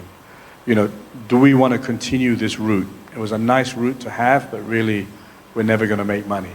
That's a hard decision to make when things are good. As you say, and the other profits will subsidize that. So transparency is number one. We're very transparent in AirAsia. People know exactly where the profitability is and what's driving that profitability. So that's number one. Number two is, what can we do better? And again, now I'm driving everyone to use AI. Malaysians generally don't like to change. We're just used to using Excel spreadsheets. We just use Excel spreadsheets, right? I grew up with Lotus 123. And, when I walk around Red Q, 80% are still on spreadsheets. Well, I've downloaded Quen, I'm using Gemini, and it's just so much faster and so much easier. So we created 200 AI ambassadors to change processes and say, look, this is not a nice to have, we gotta do it to save costs. Now the biggest one, just to let you know, is depending on a plane, if you fly to Singapore, you burn the most fuel. Because you burn the most fuel when you take off and you land, right? And it's a short flight. Fly to London, you burn a lot less fuel because at 36,000 feet, you don't burn as much fuel. Our older planes burn more fuel than our newer planes. So we have this massive project, which they were doing on spreadsheet to try and decipher which plane goes to which route, right? Cannot be done by humans. So we use Gemini, we built a model with Google, and we're saving 4% just by putting, at 4% at $200 is a lot of money, just by deciding what plane we use. So I would say AirAsia, probably in Malaysia right now, is used, and Google confirmed it with their clients, we use the most in terms of AI and agentic. So I think that would be different from many companies. I'm using this crisis to drive agentic AI dramatically and to decision-making by artificial intelligence. I don't see it as a threat. I see it as a positive, and I'm reskilling people. We built our own academy, so we have 400 people now that were doing ground service and cabin crew who are now training to be AI engineers, right? You don't need to be a chartered accountant to be AI. I'm a chartered accountant as well, so I can say that. And so are you an auditor? You were? Yeah, I should give you a free ticket, because that's the worst job in the world. So those two things, and many more, right? But I would say transparency, making people make the hard decisions during things. We're very different from many companies. And two, AI. I'm really pushing it very, very hard. And you have to lead from the top. If the top doesn't believe in it, nothing's going to happen. So I've got to practice what I preach. So I don't use finance department anymore. I don't use my chartered accountants. I'm building my own models with Claude, right? Because oil is changing every 2 seconds, and AI is recommending to me what to do. In fact, after this meeting, we go into our network meeting, and most of my thinking is not mine, it's coming from Claude, right? So those are the two things I think we're doing very differently. There are many others, but those are the two. Tansi, if I may add, your experience about AI. I recently used Claude, basically because when I saw some data points. The producer price index recently went up quite high, 4.1% month on month in March. So I asked my team how we can measure the impulse response functions. So I just tried myself. I just key in my prompt, and straight away they give this answer about how long it takes. When there's a shock from PPI, how long it will travel to CPI, Consumer Price Index, with the charts, with all these numbers. It tell me about 2 to 4 months. And if it's the old ways of doing things, I have to get all the data, plug in everything in my eViews, and do the testing. That can easily take a whole day to do that estimations. But with Claude, it's a matter of seconds. So yeah, I think AI really can change the way we do things. I'm not saying that we don't need economists, but maybe not in a big army of economists. But the point here is, yeah, it can change a lot of things with respect to productivity with AI. Okay, thank you. Totally agree. Just a comment on AI. I mean, I'm from the older generation also. I didn't know AI, what was it until just a few years back. As a lawyer, I put in the parameters. 10 seconds later, a legal opinion which is 70-80% acceptable. In 10 seconds. That's incredible. And as a lawyer, I mean, then next question is what do you do? But we can always upskill. Just my point, I think universities still play a role. You still need the academic rigor, how to write, and etc. So we leave that to the universities, your MQA requirements, whatever. But as corporate people, as CEO, we don't really care where you get your answers from, as long as it's good. I remember in my older organizations, there was one guy whose English wasn't so good and not so good at writing papers. Suddenly, terror overnight. I said, AI. And then he's a bit tipid, okay, okay, it doesn't matter, as long as I get the results. So I'm agreeable with you, Tony. Totally. Yeah, I think the biggest challenge in my own company is people fear it, that they're going to lose their job. That's the biggest problem in my own company. And we're very open, very, very open. But every industrial revolution, the human life got better. It's only 100 years ago that kids were going up cleaning chimneys, yep. Right? And we still have. So I'm educating my people that, no, you have to reskill yourself, for sure. But AI is not going to take over everything. That's impossible. Thank you. And always there has to be a human oversight. Was a hallucination, was a lot of things, right? So my biggest challenge now is to persuade people that this is not the enemy, it's a friend, and that it'll only improve your lives and your work experience. Thank you, Tony. I remember my mother 50 years ago, she was a typist. In a pool of typists, I don't think we have that designation anymore. Pool of typists. Yes, one more question on the floor, then we have to... Doctor, can I, yes. Doctor, sorry, can I yes. also address just a very, sorry, sir, very quick on the AI point. Most of you have heard about the Hubble telescope, right? The Hubble telescope was built, Edwin Hubble, based on something called the pulsating rule that came from a lady called Henrietta Leavitt. Henrietta Leavitt, by the way, was her first job, her title was computer. So imagine going to someone, giving your business card, and they say, "What do you do?" "I'm a computer." And that's kind of how it started. This point of AS is interesting. If I may just give one piece. There's a really good book called Utopia for Realists, written by, what's his name escaping me now? Anyway, it's called Utopia for Realists. He also wrote a book called Humankind. And in the book, he looks at what we've sort of been discussing here. Now, the future of AI, technology, and automation is inevitable. Can I ask all of you, how many of you seen the show WALL-E? WALL-E by Pixar Disney? Yeah, I see some of you have seen. Okay, so that's the kind of future that we are technically heading towards. Of course, we must take care of ourselves. But there was one famous line: we should not be afraid of a future of full unemployment. We should be afraid of a future with an abundance of leisure.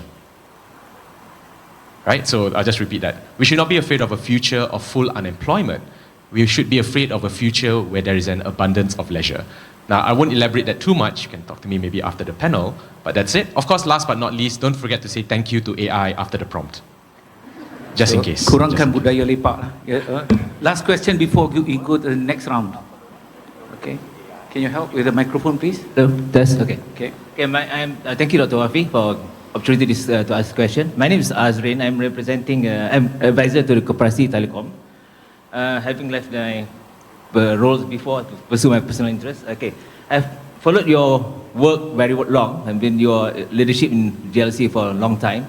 It's very inspiring now. You are leading RSOG and shaping the leadership and governance in Malaysia. Okay, I would like to direct this question to you specifically. Okay, as we know, RSOG philosophy is think, build, and lead. In the context of turbulent global economy, what are the critical leadership traits required by both public and private sector leaders today to successfully transition Malaysia from navigating crisis to achieving long-term well-being focused growth? So I want to see how RSOG respond to this. Yes, thank you very much. It's usually a question to the panelists, but somehow it's to me. Thank you. From Telecom, I better answer or not, you cut my Unify.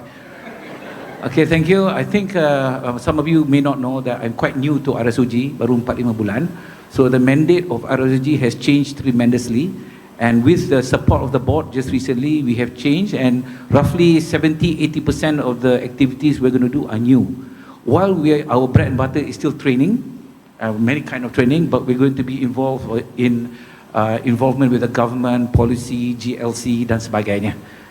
So that's a big picture, but if my colleague, my friend from Telecom asked me, I was all my life, 25-30 years in GLCs, we focus on P&L.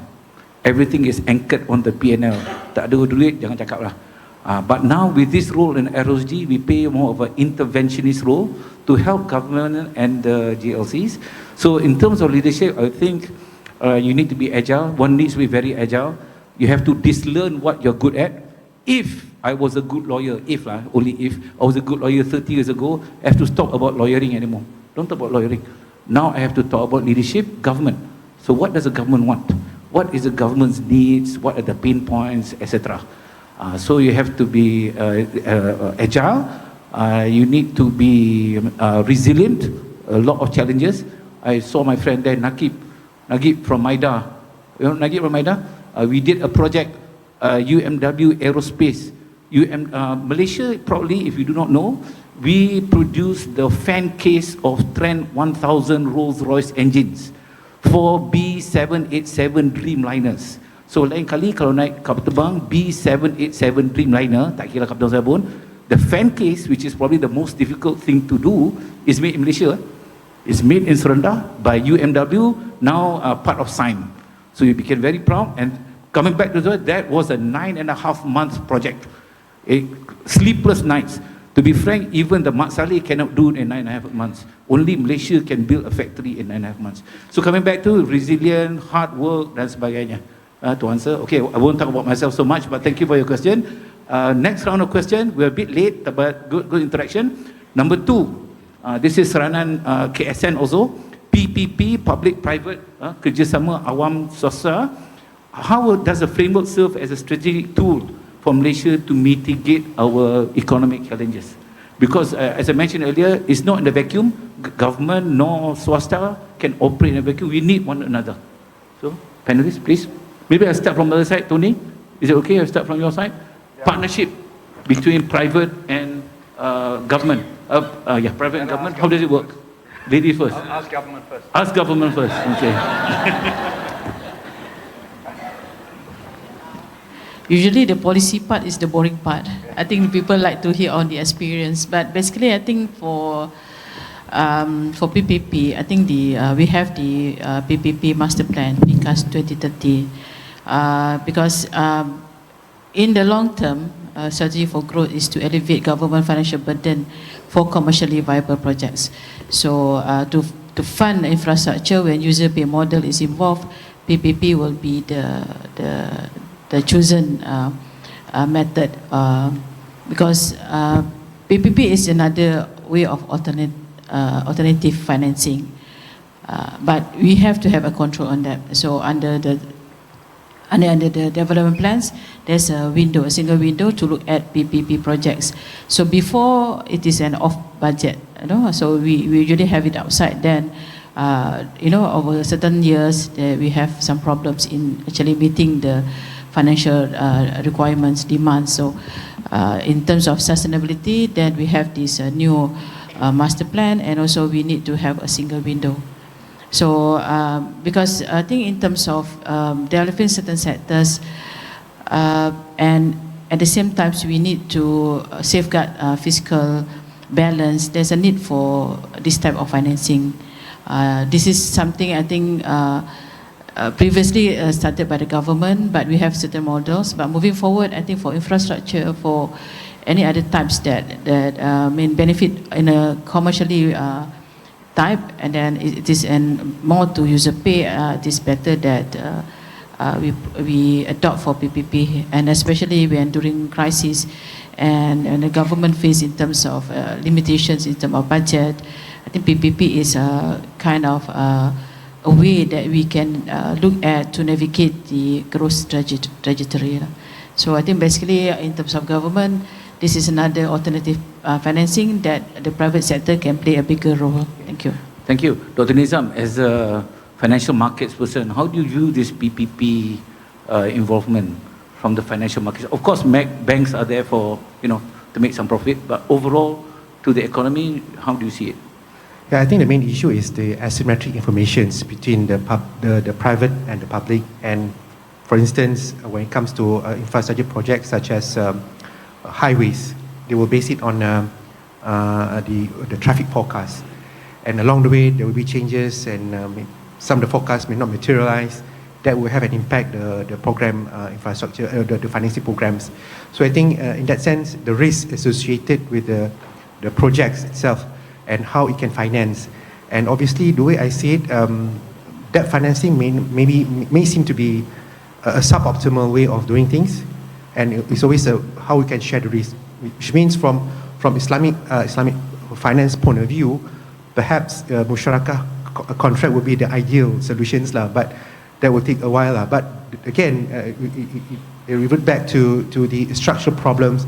I mean, within the Islamic banking or Islamic finance fraternity, if you look at Islamic banks, Tawarruk Tawarruk contract accounted about 65%, and it's growing. So that goes to show the debt-based financing model remain prevalent in Islamic finance sphere, as opposed to risk sharing.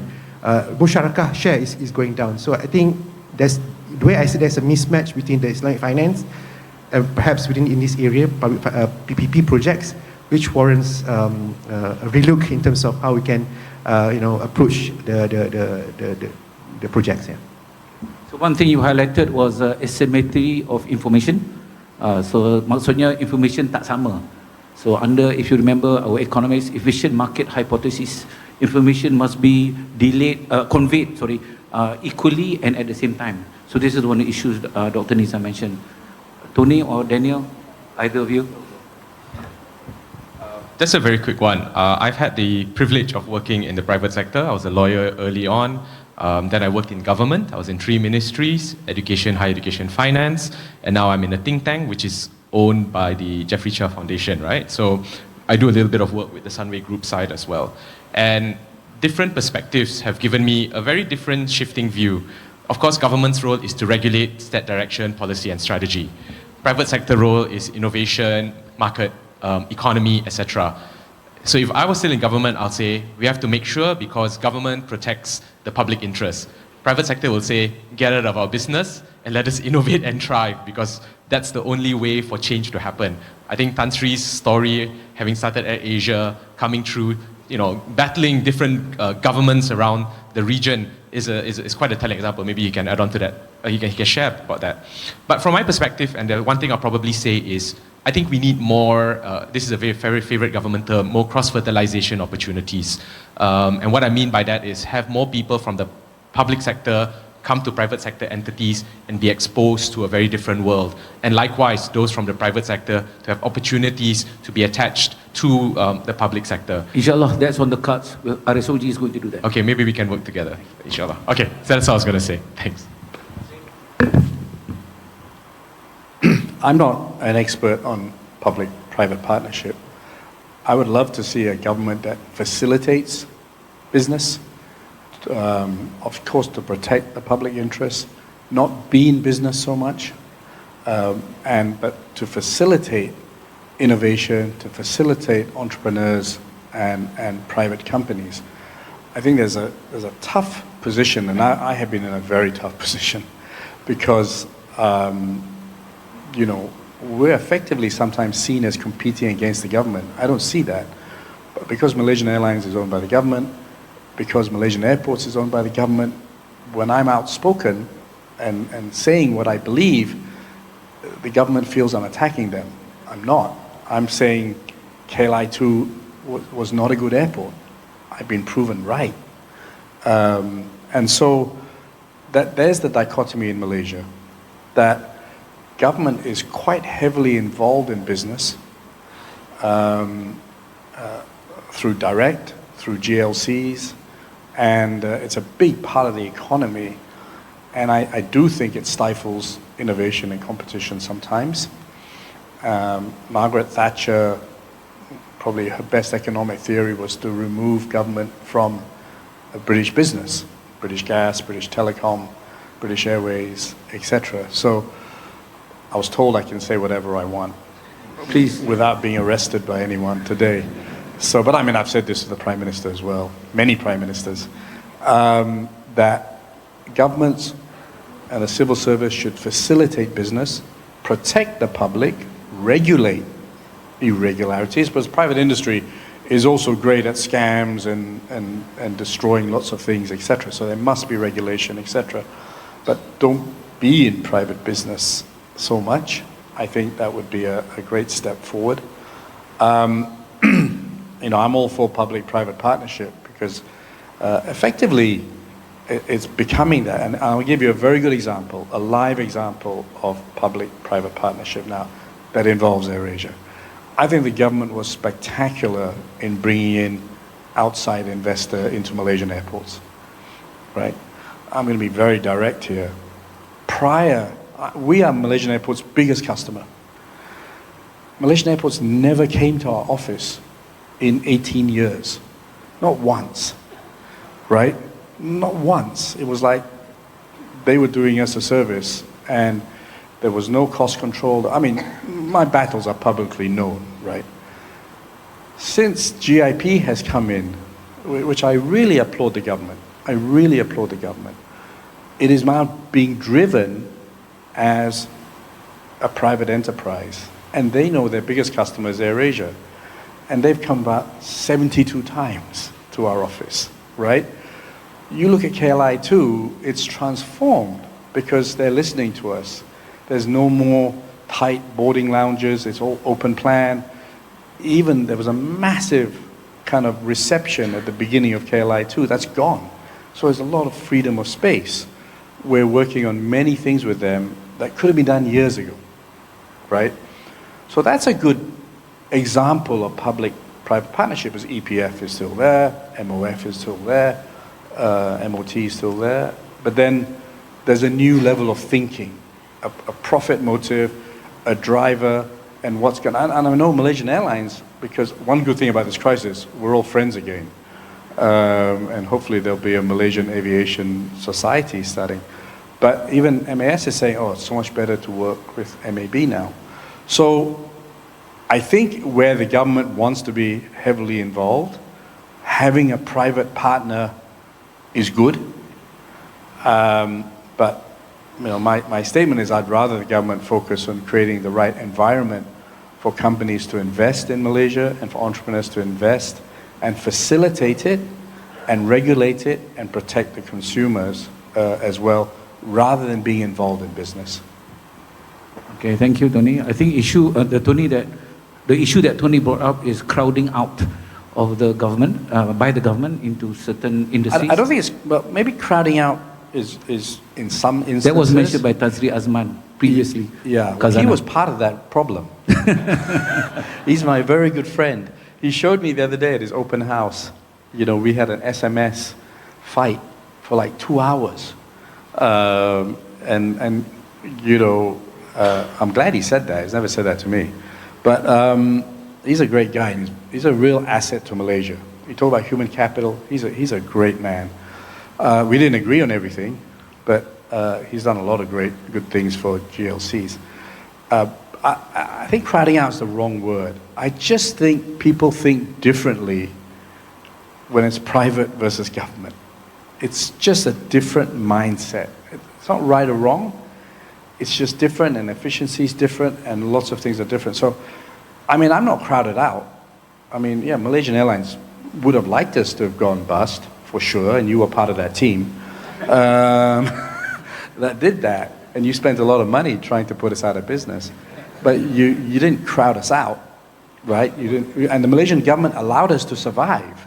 So I don't think there wasn't a lot, there must be only Malaysian Airlines. And honestly, and I say this to everybody, if I was in Singapore, I never would have existed, right? There is no low-cost carrier. There's no independent airline. And the Singapore consumer pays a lot more, right? Then Malaysia allowed AirAsia. It's allowed many private enterprises to compete with government-owned companies. So I think crowding out is the wrong word.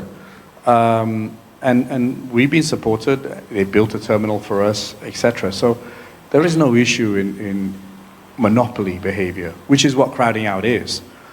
But as long as, again, the regulators, so my argument was, who's regulating Malaysian airports in increasing charges?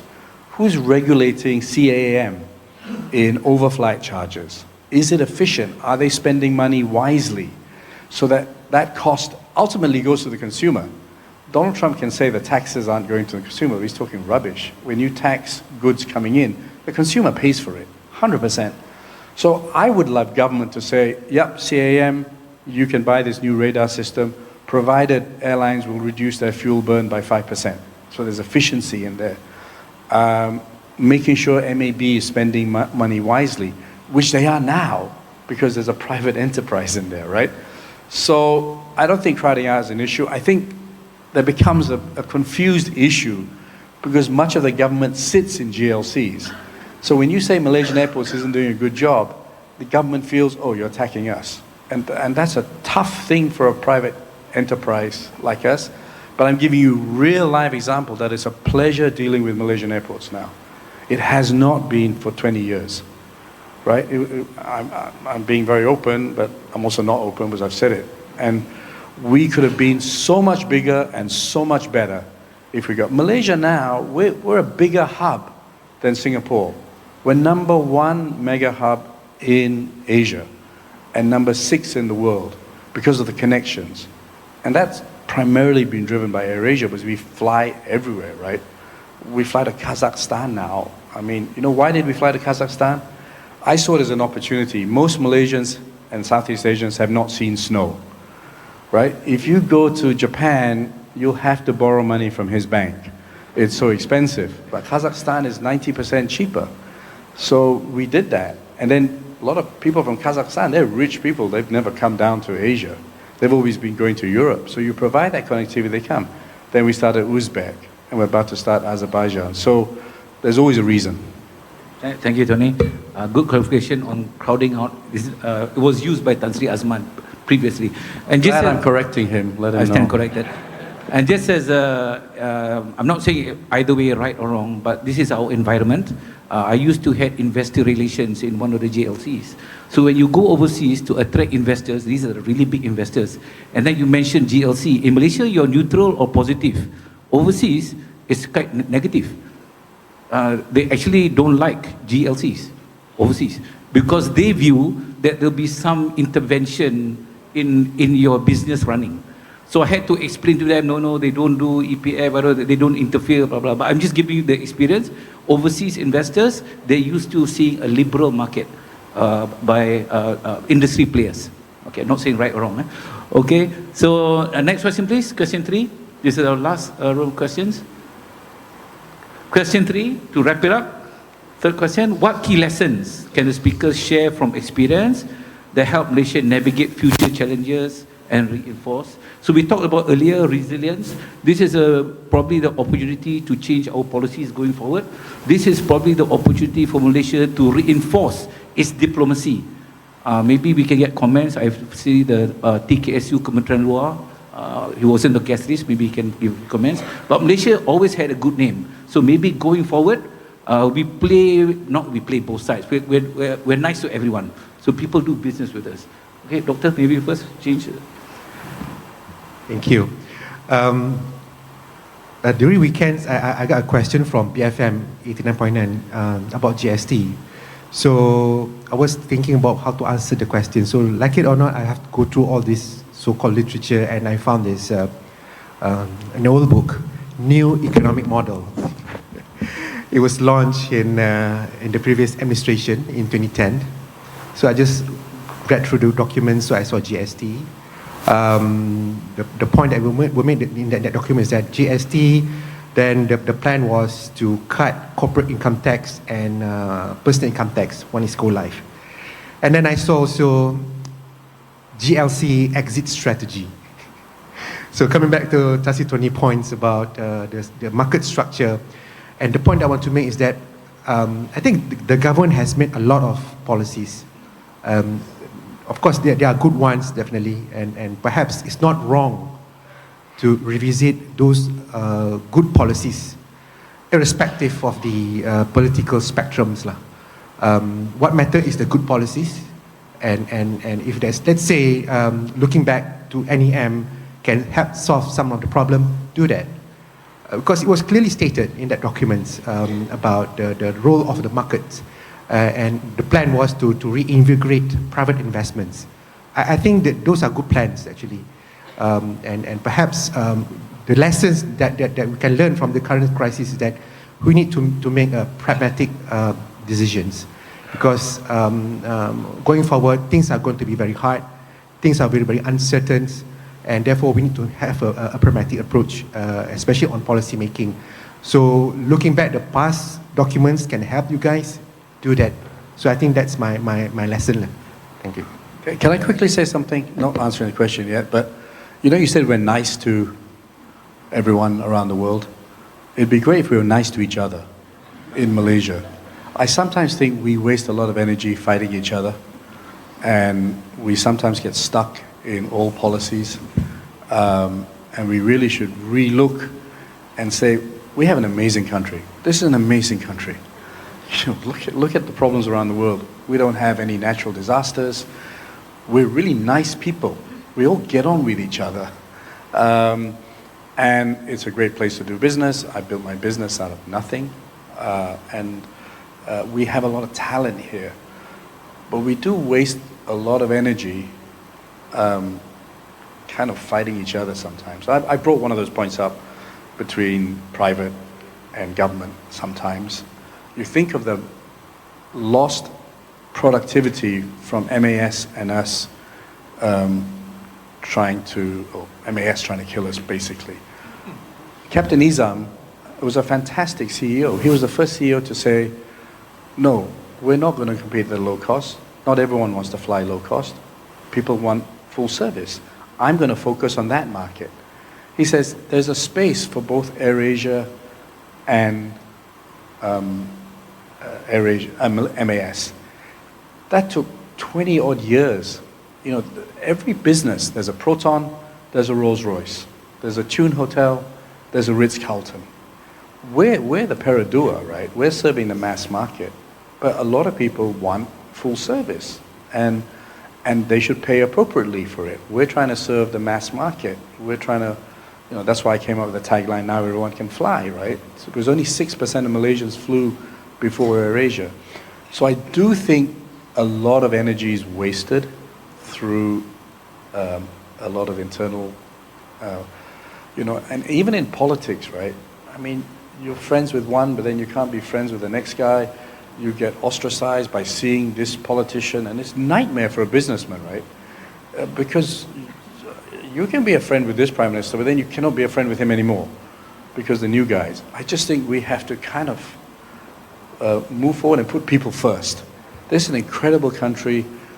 We can be 10 times better if we put our energy all in the right places. I don't think there's a single industry that I go into that Malaysia cannot be a leader in, right? And AirAsia has shown the way. We're so much bigger than Singapore's low-cost carrier. I told the head of Temasek when they named their low-cost airline Tiger Air, I said, that's a dumb name. You're so small, you should call yourself Pussycat Air, And, I told Ho Ching many times that Sinai should be the low-cost airport of Singapore. Keep Changi as the full service. And she said, oh, you don't mind? I said, I don't mind as long as the competition's fair and open. And it's going to happen now. We're going to move all our flights to Sinai because now they can't stop us, right? The train is opening in the fourth quarter. So we're like 5 times cheaper because of currency plus our own flight. So a lot of people will fly out of Sinai. But I told Singapore, you shouldn't be threatened because more people will come to Singapore now than not going because it's too expensive. So I think, crisis, just to answer my PwC friend, one thing I do differently, in a crisis people contract, I expand. Because during a crisis, the best time to build is the best time to build market share, right? So I don't look at it as, crisis, we're going to cut back. I know the crisis is going to end at some time, and next week in Canada, we're going to make a very big announcement. And I wanted to do it in Canada because I really respect Mark Carney. And I mean, here's a prime minister, he WhatsApps me. And I'll tell him, now that you've taken over 2/3 of the Canadian Parliament, you have supermajority, why don't you take over America? And he says, Tony, you're an accountant. Too many contingent liabilities. With one human being the biggest contingent liability. And so, I drove our aircraft manufacturer crazy because I want to do it in Canada because I think Mark Carney represents the future world leaders. He thinks differently. He thinks about a global world as opposed to just superpower world. And to answer your question, rather than contracting, we're going to announce a very big order because we think we can make Malaysia another Dubai. We can make this the biggest hub in the world for low cost. We're not stopping our plans to Bahrain. We'll try and get some more money from them because they need us more now. And we'll build a hub there. So I think we're a little bit contrarian. And I would just I think so much energy has been wasted. If the Americans and Iranians just sat down with each other, I'm sure there could have been a solution. It took them 47 years to sit down. It only took me 21 years with Malaysian Airports and 18 years with MAS, right? So Malaysia is a great place for dialogue. I wish there was more dialogue within our own country as well, and we would really look at the issues constructively and move it forward. Totally agree with Tan Sri Tony. I think sometimes Malaysia, we forget how blessed we are in terms of resources. The people here, we're so diverse. Malaysian, Kadazan, Chinese, Indian, whatever. Well, I have a lot of friends who come here, stay for a long time, 2 weeks, 3 weeks. They're amazed that we converse in English, Malay, Chinese. Of course, the food, the tolerance, our projection. For example, we can go to China, Beijing, we're friends with everyone. But agree with you also that sometimes kita macam perkara-perkara yang remeh tu dititik beratkan. So I think that's your point there, Tony. Yeah. I hope Razak School of Government will have a course on that. Yes, we will try. Be friends to each other. Be friends. Start Be nice. with the politicians. Yeah. Thank you, Doctor. Thank you, Tan Sri. It's very interesting. I think we talk about it and the dynamism of it.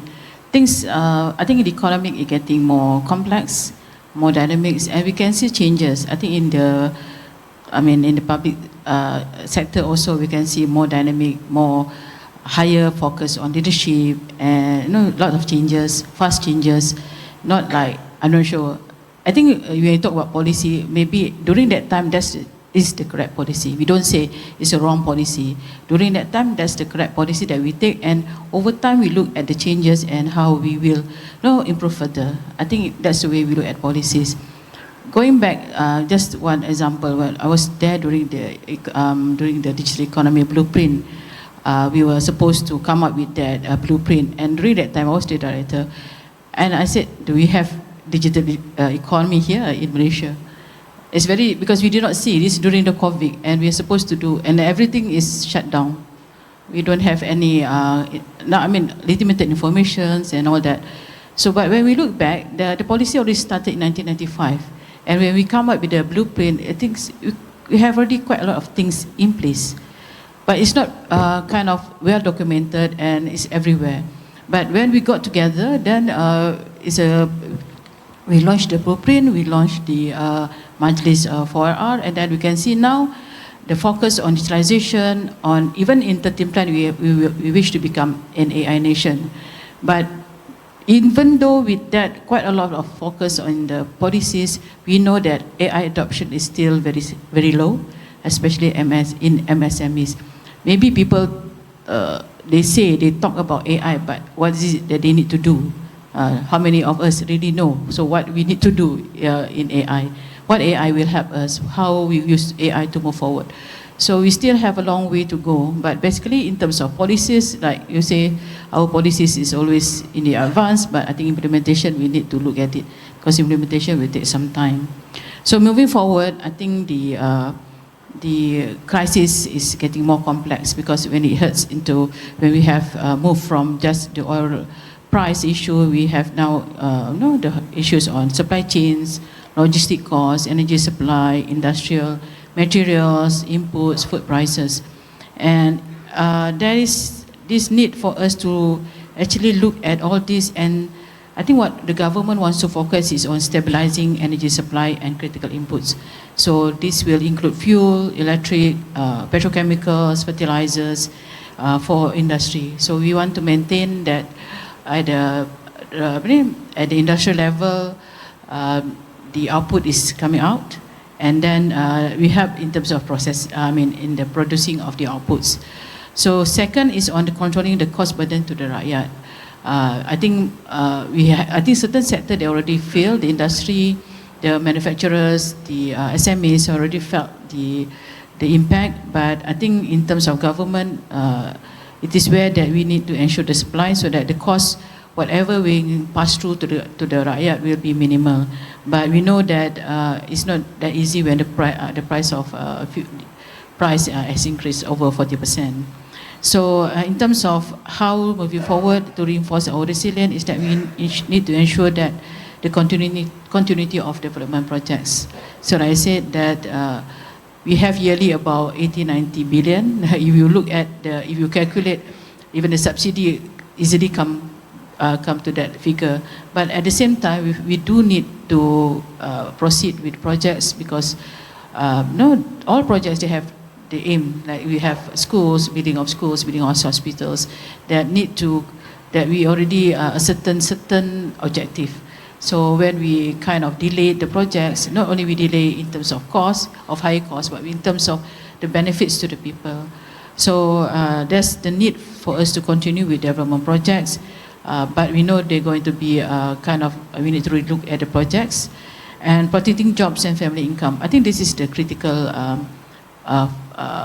area to look at, because when we see that one of the government proposal is working from home, but I think private sector did not look at it something that they will benefit a lot, because the government is the one putting in the subsidy. So for them, what is that? What is the cost? I think during COVID-19, there's no choice. Like everybody cannot go to work, then it is okay to have work from home. But they already started that. So why is it that they cannot further kind of adopt this working from home?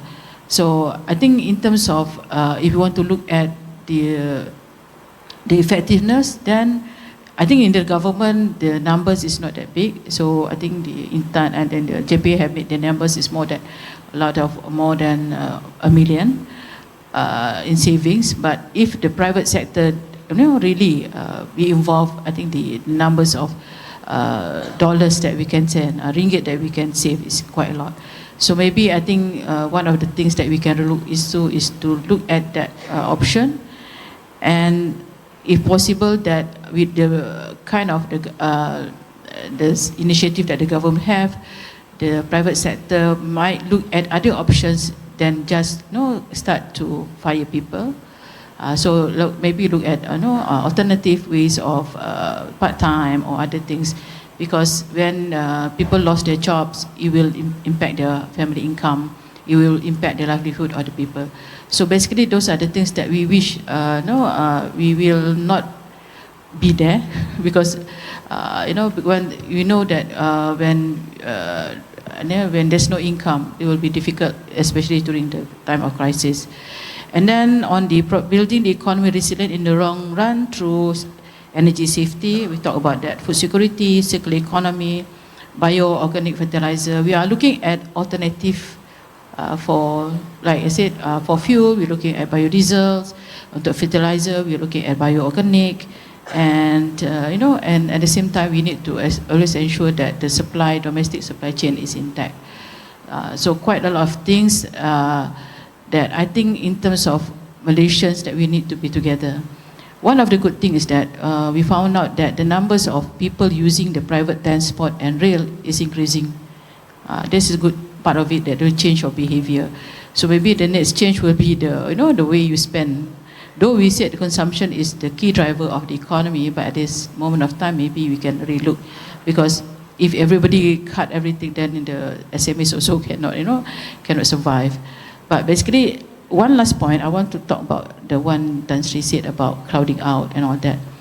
When we talk about, I think Tan Sri Asman talked about crowding out, I think during that time before the new economic model is that when GRC, their punya core business is one thing, but they also involve in like cleaning services, small businesses and others that can be, shouldn't be their core. So that's why we talk about crowding out. But moving forward, I think the talk of that they dominate the market is always been there. I think they are established to a certain mandate, but I think in quite a lot of agencies or any government link, they don't have an expiry date. I think because when you look, maybe when certain agencies has already achieved what they are meant for, so it's about time to relook again. I think that's why we need the structural change. But over time, you can see that most of it will still be until now.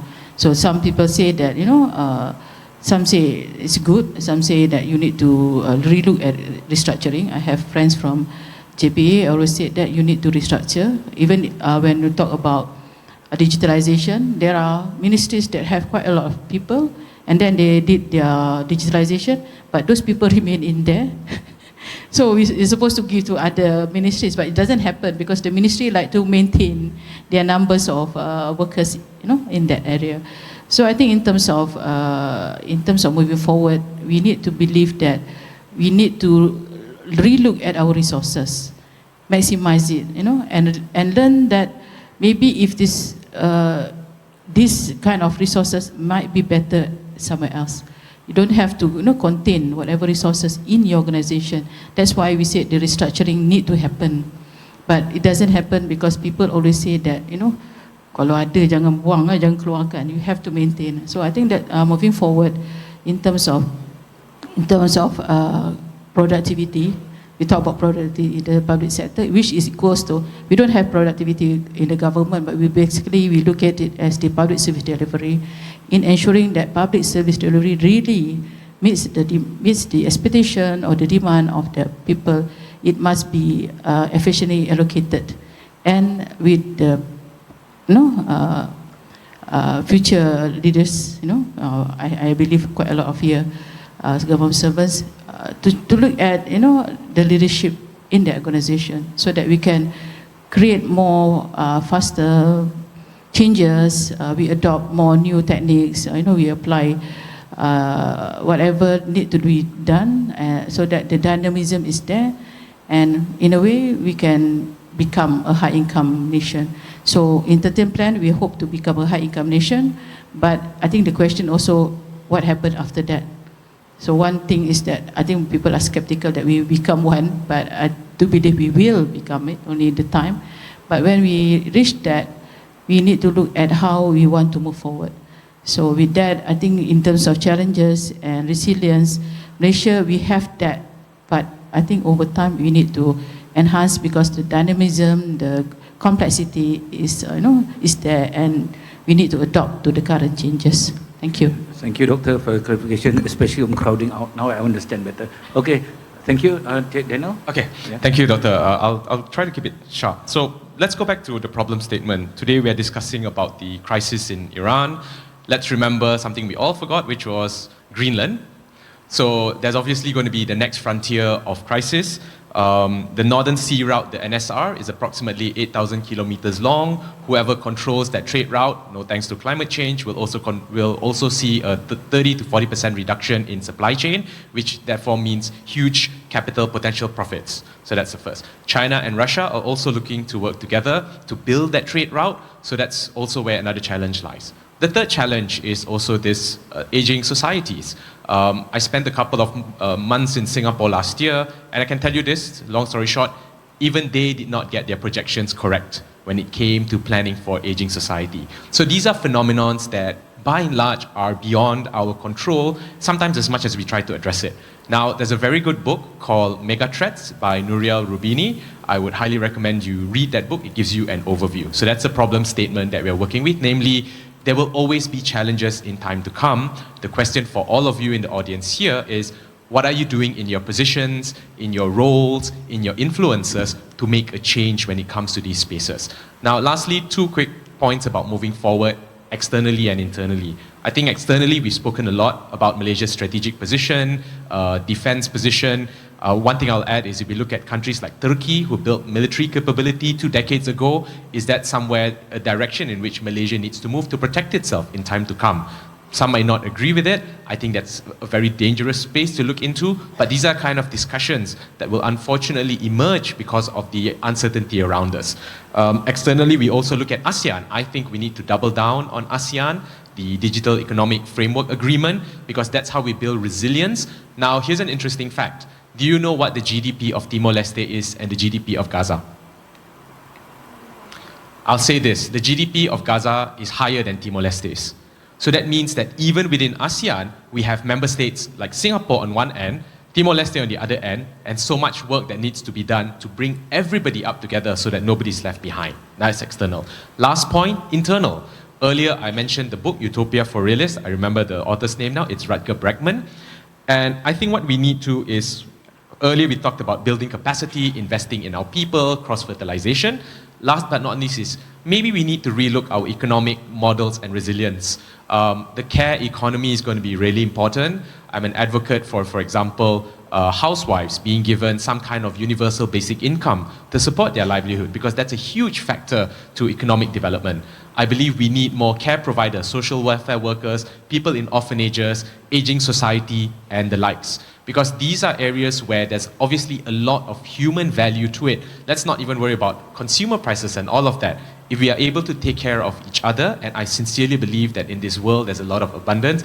Those of us from UIA will know the verse in the Quran which said, Allah has given enough of an abundance in this world in terms of wealth, resources for all of us to live comfortably. I forgot the verse. Maybe Dr. Nizam remembers the verse. But I think fundamentally that's it, right? When we talk about navigating future challenges and reinforcing resilience, I think it comes back to the person. So on that note, thank you very much for this opportunity. Thank you, Cik Daniel. I think you raised some important points. If you remember my first slides, trade routes. So Malacca Strait is also in the news nowadays. Next port of contention. For your information, Malacca Strait is operated or jointly operated by Malaysia, Singapore and Indonesia. There is a TSS, Traffic Separation Scheme. Malaysia is signatory to UNCLOS, and I believe Singapore and Indonesia is. Hence, we guarantee the right of innocent passage. So basically, tak boleh tutup tol lah in our coastal waters. I think the Foreign Minister of Indonesia proposed it, but later he backed down because I think he realized he's part of UNCLOS, United Nations Law of the Sea, so you have treaty to it. Another point touches on Tony. Yes, agree. ASEAN integration. I'm sure Tony will be a strong advocate. Open skies. Open skies means now, if you want to go to a certain country, you need ASA, Air Services Agreement. Us and Singapore, Indonesia, very restrictive. In Europe, you can fly anywhere you like. So you can have British Airways flying from Germany to Portugal. Doesn't matter. It's all one country. So if you have that, the champions in Malaysia Airlines, Asia can fly anywhere you like. And that's just aviation. There'll be many other points. Okay, thank you. Doctor, the last. Penutup. You're done already. Okay. So we have around 10-15 minutes to the members of the floor. I think we had quite a very interesting discussion. Should there be any questions? Can you introduce yourself, please, and where you're from? Puan? Yeah, Iziani from GPA. GPA. Just one question, or probably a suggestion, or probably a question. Right. As Tan Sri Tony has mentioned just now about education, right? So I would like to ask whether at the moment giving priority to research is something that we must start now, because as you know, we have many GLCs, but only 7% of them contribute to the research R&D. So probably not a good question coming from people from GPA, right? But it's okay. So do you think that research R&D, we have to start building our R&D because of the future needs, right? So is R&D something that we need to think about? Thank you. Thank you. Thank you, Puan Izan from GPA. Research. Okay. Dato', sila. Yeah, good morning, everyone. Thank you, Dr. Wafi.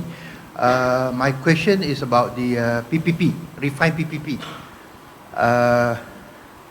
As mentioned by Dr. Suhana, we have the new PPP master plan launched by PM in September 2024.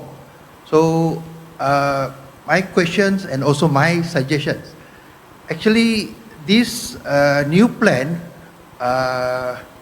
headed by KSN, and also I was part of the team to draft the new direction of PPP in Malaysia for 2030. So in the context of the new model and hybrid model, actually we need more political view, need strong political view, and also refine the institution, especially UCAS, to take a leading role. And also, one thing, we have all this plan and refined model, we need effective execution. So my question now is, what are the action and the bigger picture to boost the economic activity through PPP activities? Because we started PPP since 1983, evolving from pengeswastaan, privatization, PFI, then we formed UCAS in 2009. So, to what extent this refined PPP model will help to stimulate the economic activities? Of course, I like the question just now highlighted by few panels, especially Daniel. One of the example is tiger conservation, and also Tan Sri Tony about the involvement of GLC. So we need more private-driven activity, especially for the refined PPP model. So I need guidance from the panelists. Okay, thank you. Just a first comment from the lady from JPA about research. Okay, yes. To move up the value chain, we do need to have research to, or not we'll be stuck at the tail end. So most countries, developed countries, spend a lot of money on research. Having said that, we must ensure that research that we generate actually is useful to the industry. So I've been on both sides. I've been on industry, I've been on academia. So sometimes, you respect, banyak buat research, tapi commercialization is different kettle of fish altogether. So you have to be very wary of that. I'll just give you an example, advanced countries. My son happens to study in Germany, engineering, factory layout. And then his lecturer asked him, where are you from? Oh, Malaysia, okay. And then that lecturer actually helped build the Porsche Cayenne factory in Kulim. Terror tu. You have a lecturer building a Porsche factory in Kulim, Malaysia. So this is the kind of partnership, the research that we want yang boleh menghasilkan tu. The second question by Dato' PBB, my only comment was that I came from the private sector also. It's a partnership, but let me just mention a bit about the pain points the private sector has. The private sector has to go through a lot of regulatory approvals, especially you want to build a factory ke macam-macam approval. There's a so-called one-stop center. One-stop center is a one-stop center lah. But you have to go to each of them, and it takes a long, long time. And just to give you a comparison, I did aerospace for a while. The big countries in aerospace are actually Mexico and Morocco, and they approve things very quickly. When I went to Mexico, they give free land and free electricity. How do you compete against that? So we can't do that, of course, but at the very least, we should make our processes very quick. So when I was dealing with the state of Selangor, itu kebetulan saya kenal Dato' Azmir, our KSU. He was SS Selangor. He was the main man who developed at very fast pace that factory. Without him, it could have been done. So bila tanya, actually, we benchmark ourselves to countries like Vietnam. Their approval process is in weeks. And I just saw a podcast by Datuk Sri Izzis Jallah, my former boss. As a minister, buat rumah 1.5 tahun, approval plan 2 tahun. 2 years to get the approval, 1.5 years to build the house. So, and he was a minister. So that's what he said in his podcast. Okay, Tuan, maybe the third question, and we'll take through the panelists. Baik, Bismillahirrahmanirrahim. Assalamualaikum warahmatullahi wabarakatuh. Mohon izin untuk saya menyampaikan soalan dalam bahasa Melayu tinggi. Ya. Silakan. Baik, pertamanya terima kasih kepada pihak penganjur atas cara yang sangat luar biasa. Saya fikir input yang dikongsikan hari ini juga sangat lumayan. Dan saya mencatat hampir 8 muka surat setiap yang disampaikan oleh pembicara tadi. Soalan saya pendek saja, saya seorang penulis.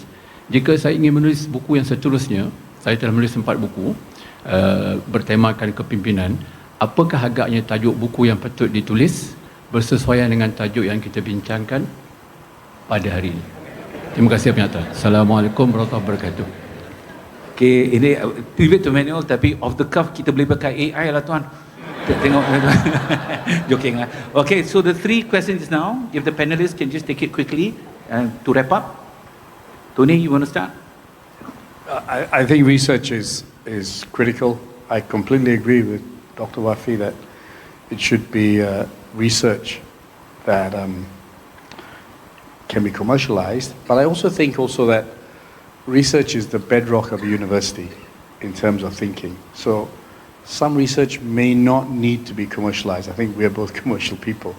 But I think research is about thinking, about expanding your mind, about getting students to be part of it. So I think it's a very important part of the university identity. So while I think research should have a function, I think PhDs and the process of PhDs and a lot of thinking that goes into PhDs may not be commercialized, but builds the kind of brand of the university, that it's a thinking university, it's an open university.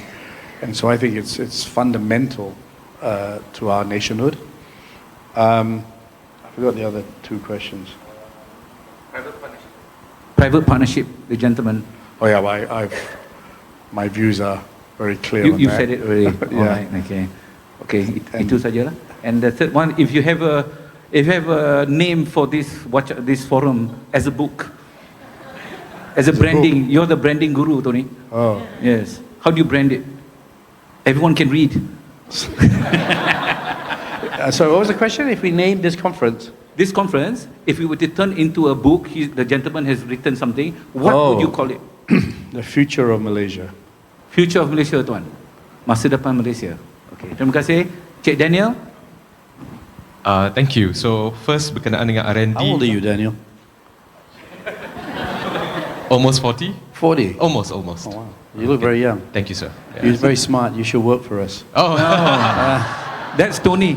When he meet people, he just offer them a job. I'm much better than Jeffrey Chia. Oh my. That's all from me. But you're committed to Asli, you know. Okay, no comment on that for now. Okay. To the for JPA R&D, I take examples lah. Huawei spends about 20% of revenue on R&D. Most big techs spend between 10 to 15%. So soalan, the question is whether we can do the same. Sunway just announced AI grant, so they are allocating about 30 million for within internally lah. So that's a first commitment, and it's taken a big group like that a long time to get there. Just to be provocative, we're deemed to be like a consumer of technology, yes, rather than an innovator of technology. Malaysia is seemed like that. Yeah. What do you see? We need to take steps. Of course, with our semiconductor industry that's been here over 50 years, we are still very good at APT, assembly, packaging and testing, but we also need to look into how to move up that value chain. For example, TSML Netherlands is an $800 million machine, but they really just specialize in that, right? The design bit, and I think Malaysia can get there. On how to boost PPPs, I think that was kind of covered a little bit earlier. If at all, I think the cross-fertilization point still comes true. We need to expose more of our talent across industries to make PPP work. I think that's a good point. The third one berkenaan dengan tajuk buku. Maaf tuan, saya pun tidak pasti apa yang nak dibicarakan, tapi terus ke ChatGPT dan meminta beberapa cadangan. Cadangannya agak serius. Daya tahan bangsa Malaysia menghadapi kejutan luar. Wow. Maksudnya saya minta lah, kalau boleh apa dia kata, ringan hati sikit, dia kata minyak mahal poket kosong, apa nak buat? So mungkin Very ini catchy. antara. That's true. Thank you. Well done, Daniel. Last, Dr. Nizam. Yeah, I think I would like to answer a question on what are the action and bigger picture to boost the economy. We need more private-driven economy. So I think to answer this question, maybe we should circle back to the subsidies balik lah. If you look at subsidies expenditure, I think we subsidize petrol, we subsidize diesel, we subsidize LPG, kan? All those combined, like I think more than 80%, the expenditure. So why can't we change this to subsidize investment? Meaning we subsidize scholarship, kan? We subsidize R&D. So what we have at the moment, we always subsidize consumptions, kan? The diesel, petrol, and LPG, these are consumption item lah. Consumption, okay, good. 60% of economy, you subsidize, tapi they're gone. Lepas tu, if it's investment, it's going to be a recurring item. Investment, it will go back to the economy. So this will take a major shift in terms of the thinking lah, in terms of policies. Okay, on tajuk buku, because we talk a lot about economics, market economics, kan. I can't run away, and tadi cakap pasal surah Al-Quran semua. I can't help it but to look at one of the hadith tau, narrated by Anas bin Malik. Dia cakap pasal harga barang, because there was one time harga barang shot up to the roof. Sahabat Nabi mengadulah kepada Rasulullah, ya Rasulullah, tolong tetapkan harga untuk kami. Tapi Rasulullah responded that the prices affair ni is being determined by Allah SWT. So my take on that is actually, Islamic ni memang celebrate market economics. And when we talk about market economics, this is something universal, kan? So the non-Muslim pun shouldn't be alarmed lah. So coming back to tajuk buku kepimpinan, and maybe nak relate balik to Bumi Putra, and Bumi Putra ni keramainya Melayu Muslim, maybe tajuk kepimpinan tu something to do with kepimpinan zaman Rasulullah ke, ataupun zaman Khulafa Ar-Rashidin ke, so that Bumi Putra leaders ni can ground themselves to Islam, kan? And Islam, the true value tu actually very universal. So that adalah hostile dengan non-Muslim. So if we can do that, insyaAllah we can run the country peacefully and prosperly. Itulah dia. Thank you. Thank you, Dr. Nizam. Although he was from UiTM, in UIA, anyone from UIA? UIA, Kita panggil usrah is wajib, Usrah is wajib, part of the curriculum and dapat point. Or dapat demerit if you don't go. So Dr. Nizam ni boleh jadi ketua usrah lah. Actually, I'm trained in conventional economics tau. I learn investment, I learn finance and economics. Tapi bila join Bank Islam, Alhamdulillah, 2013 sampai 2022, now Bank Muamalat, it changed me a lot lah. So I learned a lot from them. Very proud of you. Just one point, hopefully it's not too controversial lah. About consumption, just my personal observation. Saya ni orang tua, jadi macam-macam sakit lah. So ada satu penyakit yang kalau makan shellfish a lot, then your kaki bengkak. It's called gout. So kena gout in Putrajaya at that time. And I went to, this was 10 years ago, Putrajaya Hospital. Very nice. Kebetulan at that time, Tan Sri Dr. Hisham was the chief there. And then they treated me with medication, injection, blah, blah, blah, blah. 2 nurses attended to me, ubat balik. Lepas tu nak bayar. Dekat RM1. And then I asked her, boleh cik, can I pay you more to cover your cost? Oh tak boleh lah, sistem tak terima. So this is my view. I mean, maybe the kesihatan, I do not think that is sustainable going forward for universal free medical whatever. It's very good, don't get me wrong, Malaysia medical is very good, but it's just free. Again, overseas, everything is covered by insurance. Coming back to consumption, at least for the people who can afford it, like Tony and all that, you should charge him an arm and a leg. Right, Tony? If you go to get gout, you will be charged RM1. And so maybe Dato' Akmal, Dato' Akmal, IJN, I see him in the, but he's IJN, he maximizes his profit. No, you have dual function, a commercial and thing, but that's just my observation. I don't think Malaysia can afford universal health subsidy for everyone, but all going forward. No other country has it. And then, sorry, Tony. Free gout? No, Karen. Okay, Doctor?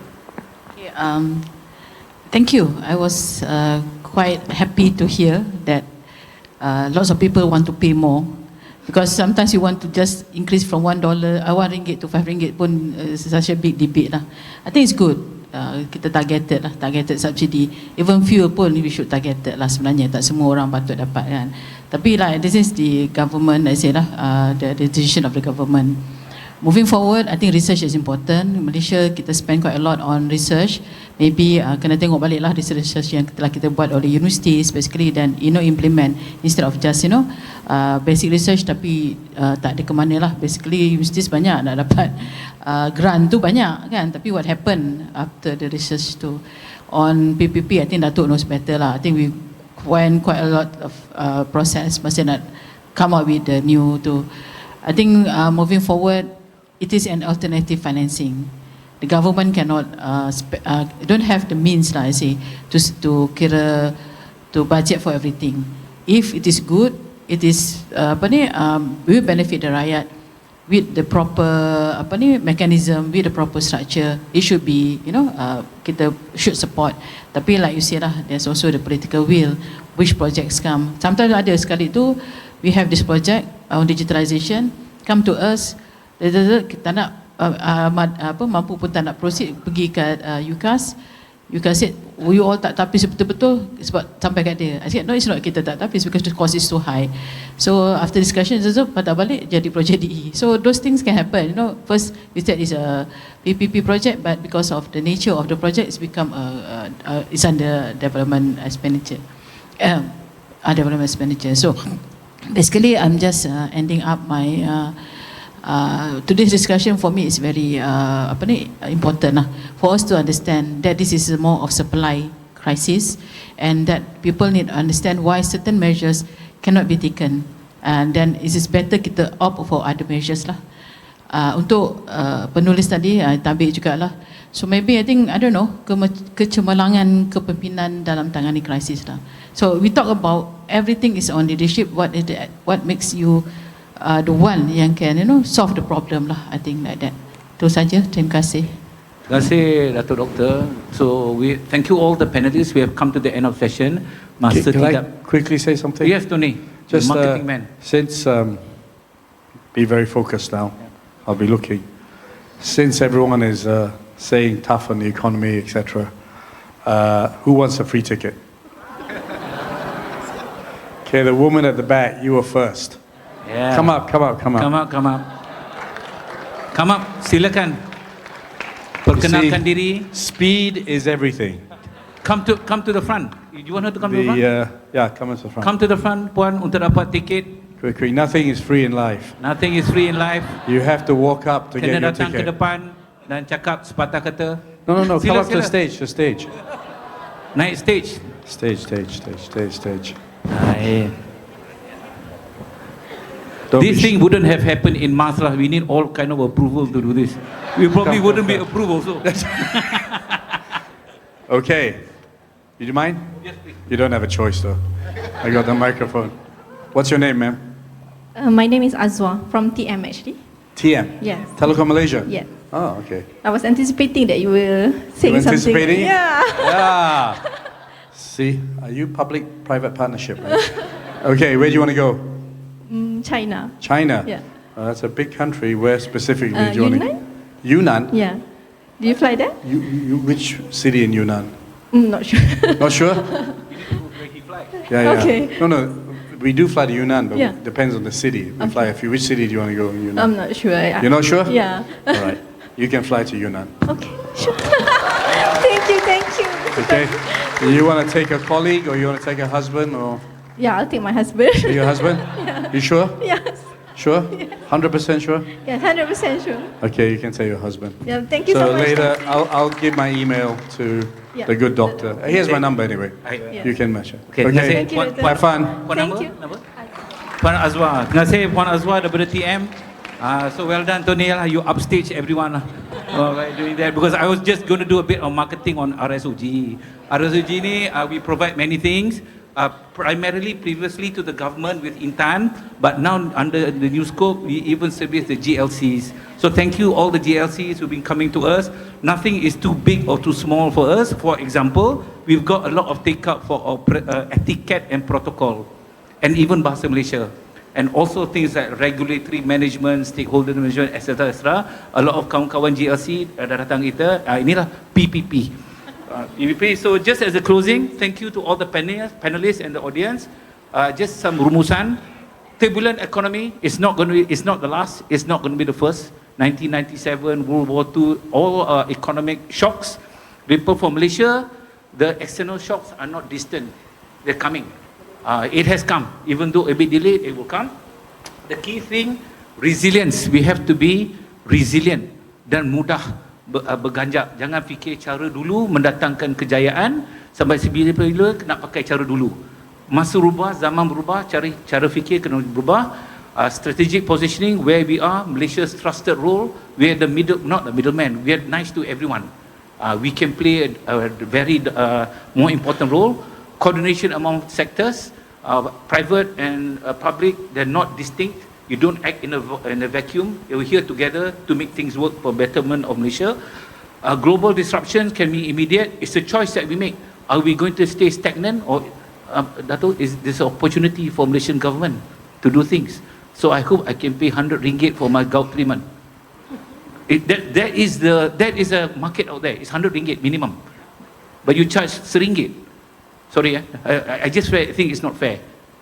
You can, siapa kaya or insurance, go to the private hospitals. It doesn't matter. Siapa tak mampu, pergilah government hospital. Dapat free, yang tak mampu, tak apa. Tapi orang yang mampu, janganlah charge RM1.